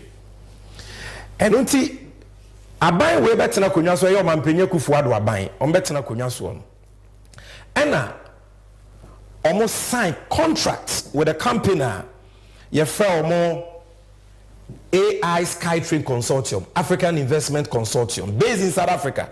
Say meye Skytrain in the contract was signed on the 8th of November 2018. Skytrain no contract almost signed here no. Skytrain is a winning mad crab. I remember I have a video, but because of time, I will not be playing the video. This is the Skytrain for you. And I'm strong. Oh, but Bawumia the Skytrain eba, Bawumia the Skytrain eba, ya sign contracts, ya fanfare, ubi eniaje, MPP communicators, ubi edi manum. Yenina yase ya depa, keteke membi mu de one empire de penti abino nye. And in fact, the omoka che ya kra man ya dene say, and crime trafficker a day this project eba solve traffic problem. So you can see it on the screen. Was it the Minister of Transport at the time, Honorable Jogate, stated that the Skytrain project was the solution to the ever increasing road traffic congestion in Accra. Now, my evidence in Graphic Online, November 9th, 2018. Ghana signs agreement for Accra Skytrain. Agreement almost signed no. It was South Africa. Omampenye Kufuor wankasa ne koye because abanye say the priority projects omo the Skytrain ba wumia ne dia hye or the Skytrain ebreyen. Ebiem oya agreement ni mu na was say sa company ya ye friend no African Investment Skytrain Consortium no oye feasibility hwehwemu na Emma Kwaima project ni tibi fiti ase within 9 months. Let's say by 2020 there na nka adwuma no ye fiti ase. Awe wo semne se abusuafo. Se we asefem awe ho. Auditor General nhwehwemu ama na beda di se Skytrain project no aban na anye. Aban na ntu ho na mon bia. There is no Skytrain project going on anywhere. Yet project ya dey aso abofom ya sign ho contract ya ye hu dede aban dey abon ne wasa for hene na amaso no ka wo dey mo maninsi why mo maninsi na da ne so krokro de John so frakadam no so we so yanya dance a kire se Abaina Fagana sikatwitwi die $2 million etua ediama company. Now what trade auditor general aka fa ho a Ghana Infrastructure Investment Fund John Mahama tikese da so da yepa obieye na oko odisika $270 million etumu si yemfanye mpuntuo yemfanye akwan yemfanye suku yemfanye asopiti yemfanye infrastructure investment edi adwuma ni sika bebre Ghana John Mahama na ti yo aban we mfa bi nka ho o makosa foto ni mu akofa $2 million etue sika na ma company we for nothing for no work done because of money omo achi sika no edi. That is where the money came from. Now they pay the money they pay the money abra feasibility studies there was a company na company ni no feasibility study had been done, no cabinet approval, no parliamentary approval, nothing. And yeah, no license also be my sky training now. What that means is there was a company no only one license with me run SkyTrain. This is common sense. It is also quite investing in that company. In Rishemua, a chess a Jumana, Odesha company in Insano, and Fasobe to Yabum, a Jumano, Yajumapano, and was also a feasibility to determine the bankability or the viability of the project. That was not done. Company, so basic check was our license. Says Jumano. The Auditor General says this company didn't even have a license to operate a SkyTrain.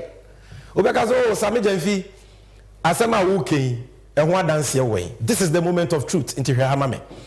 Page 193 of the report of the Auditor General on the public accounts of Ghana, public boards, corporations, and other statutory institutions for the period ended 31st December 2021. The Auditor General can and then I'm be who are dance here actually. Now, okay.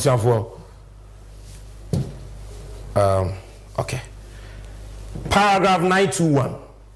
I say investment in AI SkyTrain Consortium Holdings, $2 million. I say Section 90 of the Public Financial Management Act 2016 says that the governing body of a public corporation or a state-owned enterprise shall establish and maintain policies, procedures, risk management. The Auditor General Kenya say emrasha buying and na buying juma yukubi asa okwakoye investment fa kwampa so ye no man na nkohwere sika. Into kan obechiro Public Financial Management Act the Kenya oba paragraph 924 no say Africa Investor Holdings Limited incorporated a special purpose vehicle on 11 December 2018 in the Republic of Mauritius for purposes of establishing Ghana SkyTrain Limited to develop the Accra SkyTrain project through a concession on design, build, finance, and operate arrangements. Paragraph 925 and they say, the fund paid $2 million on 25th February 2019. The fund here is John Mahama Ghana Infrastructure Investment Fund now, or CMFA Numapa, I Subaban Faso, a dear Jumani Sikabebano. And only the fund no paid $2 million on 25th February 2019 to Africa Invested Holdings Limited as full consideration for 10 ordinary shares at $1 per share in AI SkyTrain Consortium Holdings. And also so we are not saying AI SkyTrain Consortium Holdings is yet to obtain the license for aeromobile technology, Omuni license. They are yet to obtain the license. These are the words of the Auditor General. O company only license or the SkyTrain ejuma. Yet made the $2 million question money a year. Someone who crow no. Required for the SkyTrain. So let me take that again. AI SkyTrain Consortium Holdings is yet to obtain the license for aeromobile technology required for the SkyTrain projects. Feasibility studies which will better inform the project economics and required approvals from the Cabinet of Ghana and the Parliament of Ghana are still ongoing. I feel almost Cabinet approve Parliament approve na agreement a Parliament approve se Ghana nam sifo wo mrahye bedwam enyin tumu se koye adwuma bia utimi fa Ghana sika de kuhye. This is what we are talking about. I said the investment in the SPV could not be recovered. Sika na hye. These are the words of the Auditor General. Now, Meno Kase, I was say, Yesika Kodim, over 30 million cedis, Titisika 300 billion. Abayin penyu phobia kwa ko chair because project na amaso. Sika nki betumi dia yo mine ye. O ma se no kwa. Skytrain no so e kwa ko sisen mo guso mo ya na e ko sisen a. O mo se Skytrain no kra de akura se maka menwe no mo boa. Skytrain na listen to me carefully. MPP for say Skytrain na ba wo miade ka tu ni wasa for hene. O ma se Ghana sika 30 million cedis, $2 million. Equivalent to 300 billion OCDs no say crowd omu nyanye na enye possible no mo nim de na aba omutim crowd mo ka Skytrain. It is not possible for Ghana to have a Skytrain. And what dance here when any there won't be any Skytrain in Ghana. It is not possible. Peter Mewu, current minister for railways, Asemi City for the publisher here November 24th 2021. I said the Minister for Railway Development, John Peter Mewu, has said the government will not be able to construct any Skytrain in the country. Now, there is a video which settles this matter. Mr. Ohwema, Mrs. Here. Since he's brought this up also, because I know there's a next payment for Tema. In Ghana, in Accra. The man you succeeded is quoted as saying that we're going to have Skytrain soon. Well, it's maybe within the framework of the master plan. And but as a minister currently, you can say on authority that there's no such agreement to have. No, it's not possible to be done now. I don't see a Skytrain being done in the next 3-4 years. I mean, let's be so at least for the end of the Akufo-Addo administration, we are not going to have a Skytrain. There's not going to be any Skytrain, please. It's not possible. Wow. Yeah. And this is because we don't have the money for it. Precisely. The funding arrangements, as I said, it's quite capital intensive. Our own taxes cannot enable us to do that. You know, unless as a country we've agreed that some taxes to be levied, but the difficulties in which we are as a result of the COVID, you realize that cannot be possible. So it means that Skytrain should just be a dream for us for now. It will be on paper for any successive government or anybody to come. You see, as a country, it's good to have plans. Ask yourself, or my be muna we bit me in which country? Over 4 my sika, over 300 billion OCDs. What the ama companies or my Skytrain now? Company no need license. These are the men I'm people for some omowono. These are only men who have expertise in stealing, broad daylight stealing. Company need license. Why will cabinet our approval? Why will parliament our approval? You sign a contract and paid money illegally. 30 million cedis to a company. One fine year you may be a Koji Cabrea Adani Boachibidi. A Jumano Yabayan and Abaya was a Jumano crowd here. I mean, we say more Skytrain. Everyone was all say because it's not possible. Said that chip down Kwame dinner ben for Baba fine or Modia. It is Ikano, most saying quietly. I told a Penny Papa so pound woman so yen and num dintia, Busian for Nimoni Yuntia. And this is for your Kasaya, your Kasa, then just say your num ne kekaya near Kasa keke, or mine ye Yuntia, because I want to Ghana pan, we MPP Nimpo, and I want her son same we are. I was so rare where I was so safe. Because this is not what you voted for. And that is why we must vote for change. The only way Sakrono way you bet to me sika ni nyina ma oman na ye de nipa koto afiase na yensa na wa ma foforo ne sense mu beba. You can't vote for Bawumia and get accountability. A vote for Bawumia is a 10 vote for Akufo-Addo. Ono akrono no obobi obede no wa baba be chi obi ato. If you want accountability, you must vote for change. And for this is only part 2. And then now on part 2, Mama Mota Angel Temamoto we kwaya yanyen so yetua $2.57 million. Before that, that mean Kapua Lugu on part 1. Dam wa yanye Bawumia Chrome almost $12 million. Specifically $11.9 million ometua for no work done. And I've shown you this Skytrain payments. $2 million for no work done. Okay, Kabumwa. Part 1 and part 2 of corruption tracker on corrupt payments for no work done. These 3 scandals alone, the money involved is $16.5 million. What the bus cedi mua and the $15 cedis near it translates into 247,895,355 cedis. Titisikano 2.4 trillion, not billion, not million, 2.4 trillion. Sika omedia sen kwa for no work done. Ya nye you may be a more minor or ma sen kwa. And you want to vote for these people again? Now komo krombe fire saying, omonga say yahuri enim kosro. You want to vote for these people again? Say your mind no mind don't kobi. They will auction this country because ombe who say you say the year na anya wo ya ye nya fire. Ombe say de so ombo man you chrono. And that is why we are telling you, say sika we ki ebetumi dia ya kwan. Ukrom kwan na say no ki ebetumi dia ye ne ye. Hospital na wo pe no ki ebetumi asibi dia ma o. Ebetumi dia ye schools. Nka yebetumi dia bia nyuma magana mabawa ne memmoa ene omanu titio ko munsem no enya adwuma ye yebetumi dia ye nyema pa bebre ene unemployed graduate nurses and midwives omutifie for 4 years 75,000 of them no job and now me no can say unemployed trained graduate teachers omutifie no job abusuafo can we continue like this?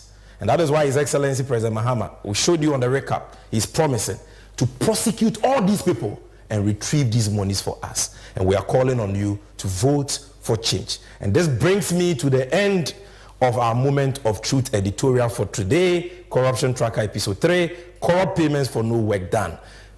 Next week, the Episode 4 no. So we are going for this commercial break. Bye. Many honorable fellows of Uzukwache, Ebedim Komo, Tiawa, na makai mo messages no edi amamo. Stick with me. This is NDC 360. Since he's brought this up also, because I know there's a next payment for Temamoto Way and Extension project, and we know we recently as Parliament approved the facility for that purpose, and the project is being done by a Ghanaian company. I see here some payment for MS Motor Angel and Jiheria E Contracao Africa SA.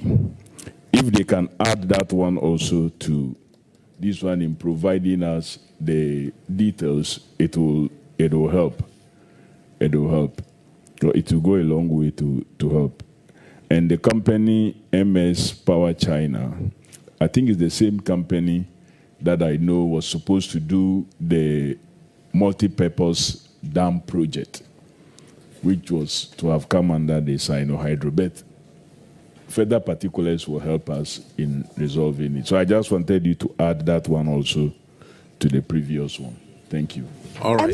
Ensida sanso ene wiase enyansiye enu tiaden ene wose enso yesie ye wodon hwe aduonu nan wodakro bia musie betu ensachaye ewo ya brabom enu tiaden ti na wose etwanetia akwanya ewo mrebebere mu enu tiafai sie betumi aye 24-hour economy ewo mfidi dwuma ahodo mu etese edufra ene eduye mu ye mfidi dwuma ahodo mu yadansie mu yahonidie mu yahongogie mu akwantuo Boja anaso krano abefo kwanya yefa so di dwuma wode wan kasa dwene ho ba enyumekuo awodo ya womo ewo customers ya ebre bia ye ho achie no a etese ye ports ene ye harbors no ye customs ye passport office DVLA ene de keka ho a womo nyina betumi abeka 24-hour economy ho ekoba ne saa ya brabo ewo micro Ghana mu ebesesa na sesa ewo yeyo emo wei eya kwanya kese ya abeda ho a ebeboa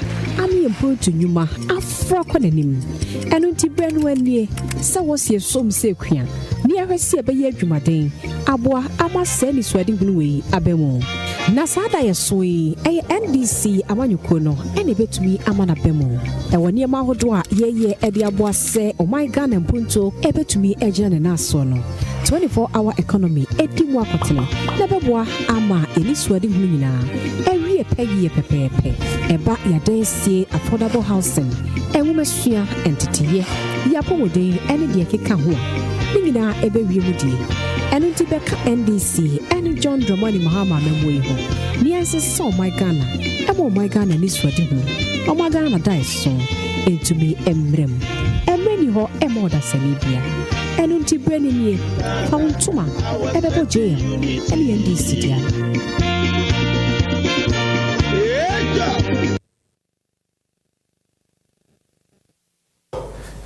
Madam Nyina Masese Matwen ye yedi kan the NDC and you lest we forget moment of truth editorial but I still have Honorable Felix Ofosu-Kwakye, the parliamentary candidate for the good people of AAK here, and I have a question for him. I'm a person or do you go through?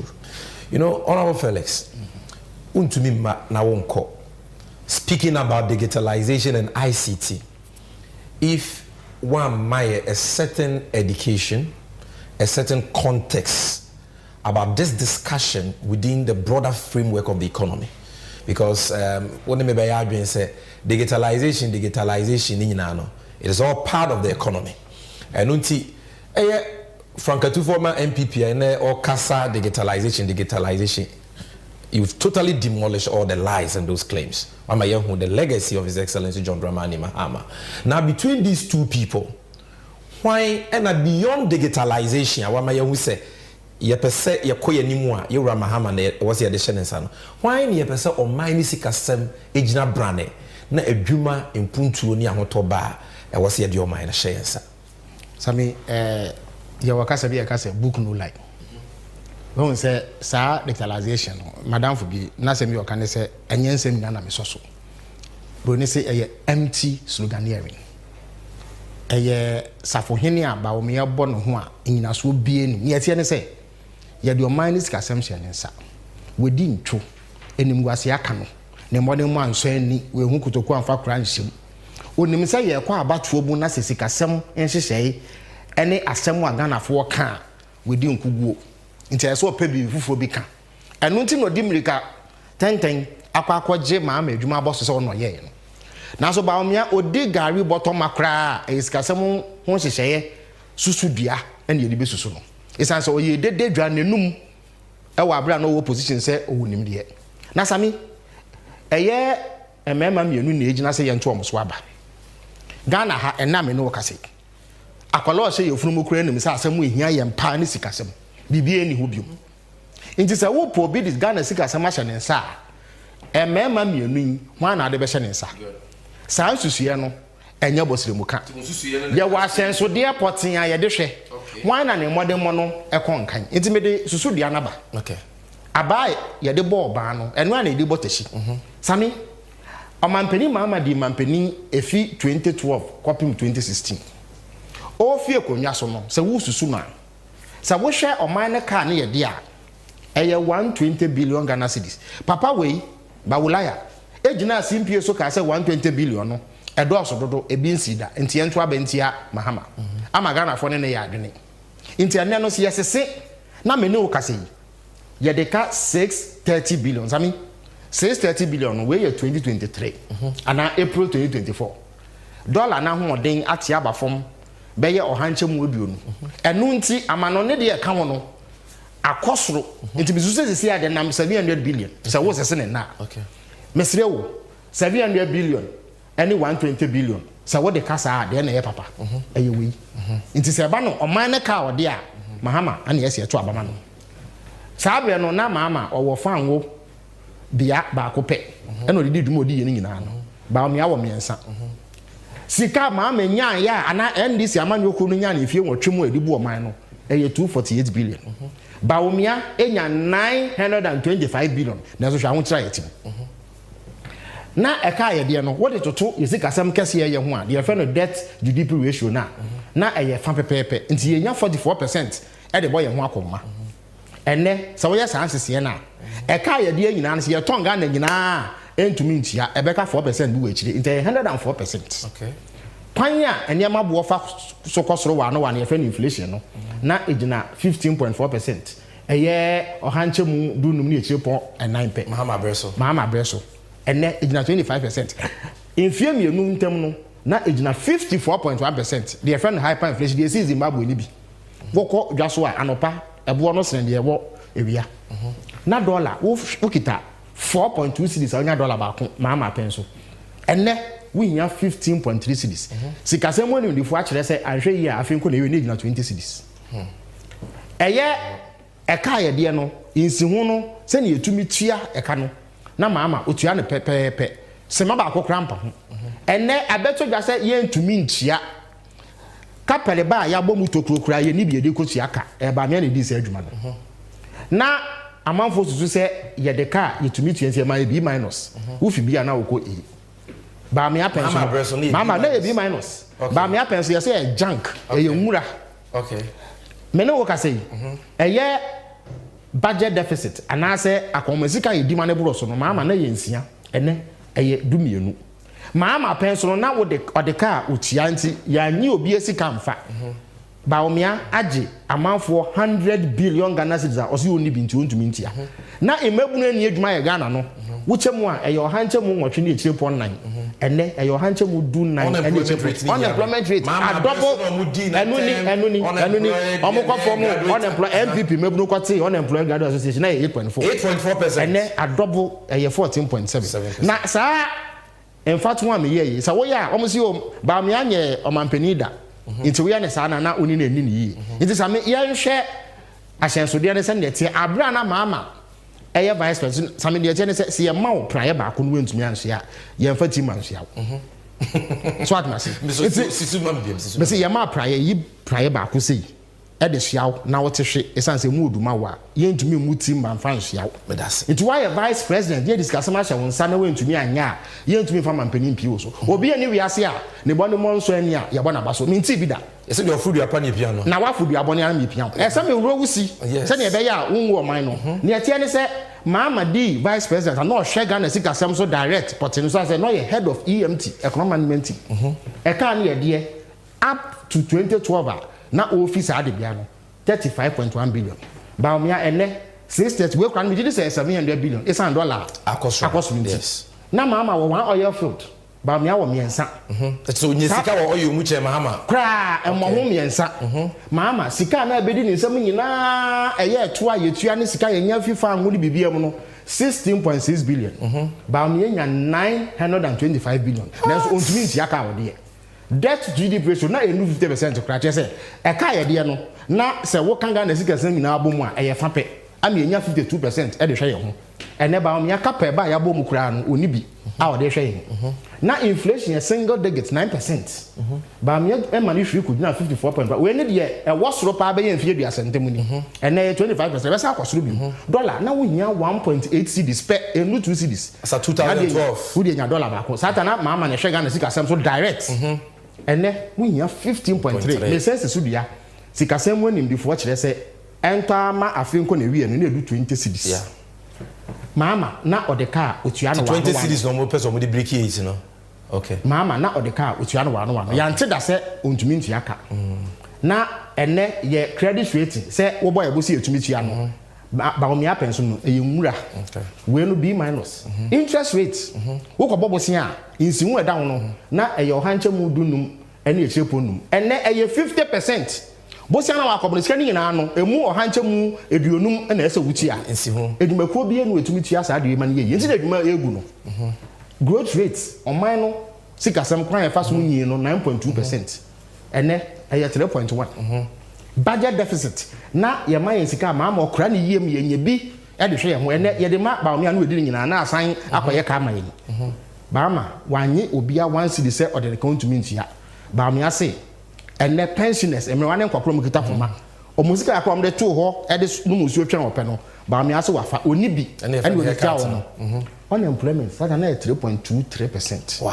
Na Ghana mebunu ni edwuma ma so edwuma pe edwuma no emu wo hanche mu miensa ene echire podio no miensa pe ena na ni edwuma ye ene eheka ko o hanche mu be yedo nti se wo ye Ghana ni ba na wo ye wadwe se ko to aba mama amia no di mampani na wo hu sa de wo ya na me hu yi mama na nabasa mu odura na bakwasem ene ne ye kire se owo nimde wo sikasem tutu ho wo Ghana obetumi aye ne yi the matter is settled. The matter is settled. These are facts and figures. No we'll put lie. it on our Facebook page. We'll put it no on lie. our Twitter handle. Book no lie. Facts and figures. We've done the digitalization. We are doing Samia, ene ba amia to nchia. Ka kire so oye be ma ochina onyina simpie su no nka dollar ho asem. Okay. So ka sa de na obeto abama no. Yes, me sure say Richard and Yagba mo na dey be omo NDC 360. One of our good. Na Yagba no kwa ni din wo ye abatookrate man say ni hu ni yi. These are one of our vowed ye can say viewers Richard and Yagba ne naboafo no. Omo hwe ye true challenge no mo kan che Ewuraba Wumi an onka dollar ho asem. Isan say o man sikasem pa na ye dey ahye nsa as chairman of the economic. But I say ene dollar no. Se wo kwaji a ebo na o chane papa in 2016 asema ba 15 30 pesos asema o kan e chen for cities o say wo kwa bo sia no to 50% interest yes say we 15%. Only bu ni need Magana for, and that is why you can talk like that. But mama na what say. So this will bring us to the end. I thank you so much. And producer, can we have some of the text messages so that we can read the messages to you? We thank Obi Awahwe. It is now time for us to read your messages. And I want you to follow the NDC 360 pages on Facebook, on Twitter, on Instagram, on YouTube. Senebeya Yejumedie nyina no. Ube to me Ahwene live. And when to me Ahwene live the SFs will be there, the presentations will be there, the flyers, the infographics will be there, and you can always update yourself. Yeah, they say this election is going to be an issue-based campaign for us. Atem didie bi anim ye ba ye ni obi atem ye twa obi ampoa ntwa obi adapa no kre no facts and figures no na e kasa no eti fele jamenche wa ha ne kan no okay say Bawa Zakaria Abdullahi or say the nation builder record when it comes to digitalization is unprecedented, and inshallah JDM will be sworn in as the president of Ghana come January 7, 2025. Tony Bruce, Chireme, will say, Ghanaians, wake up. Akufo-Addo and the MPP are finishing the country. Then Sambi Abugri. So John Dramani Mahama is the best bets Ghanaians can ever place their last penny on come 7 December 2024. He's experienced, strategic, and visionary leader. Musa Ahmed say, bold solutions for the future under a vice president who promises everything but fails to deliver anything, says he is not in control, and yet he wants the steer. MPP must go with Bawumia. But I say, Abubakar Ibrahim Musa say, watching live from Iswatra in Bono region, Bikrum. Now that Bawumia has been exposed with respect to digitalization, the dude has no straw to hold on to. JM, the audacity of hope, and thanks to Honorable Phyllis Ofosu-Kwakye for that. Bright Obey Moji, I say, I'm only requesting that if you can come to power, let all these Akufo-Addo's government officials be brought to book and let the assets must be seized for the nation. The stealing and the friends and family government is too much. And John Mahama has promised to do just that for you. Even for legislative activity, JM ensured the introduction of e-parliament software to strengthen and streamline legislative processes, ensuring efficient governance. Then John Kweku Sabi say, I love the program, watching you guys from Denmark. We love you too, John Kweku Sabi. Keep on watching NDC 360 every Wednesday. Sir Madiba Mandela. I said, the NDC can't fail Ghanaians. Yes, we won't fail you. You are our last hope, God aside, and we know God will help the NDC to rescue Ghanaians from the useless and super incompetent MPP government. On these notes, I want to say, sir, indeed, God would rescue us through his servant, His Excellency John Dramani Mahama. Honorable Phyllis Ofosu-Kwakye, thank you for coming. It's been a pleasure hosting you. You obviously have to come back because and the next time I'll be banned by popular and I'm for tabo me kwa say be catchy dodo but no almost work elective chi the next time over be cabrofo mate eti yeda obi bia say follow NDC 360 on all the pages I mentioned, Facebook, YouTube, Twitter, and social media handles. And make a date with us next week, Wednesday, same time, 8 p.m. You can watch it on Onua TV. We thank them. We thank TVXYZ, Wazor TV, Angel TV, and Loud Silence TV. Kevin Taylor, Michelle Baby Awubia. Now, what you send the best answer, thank you.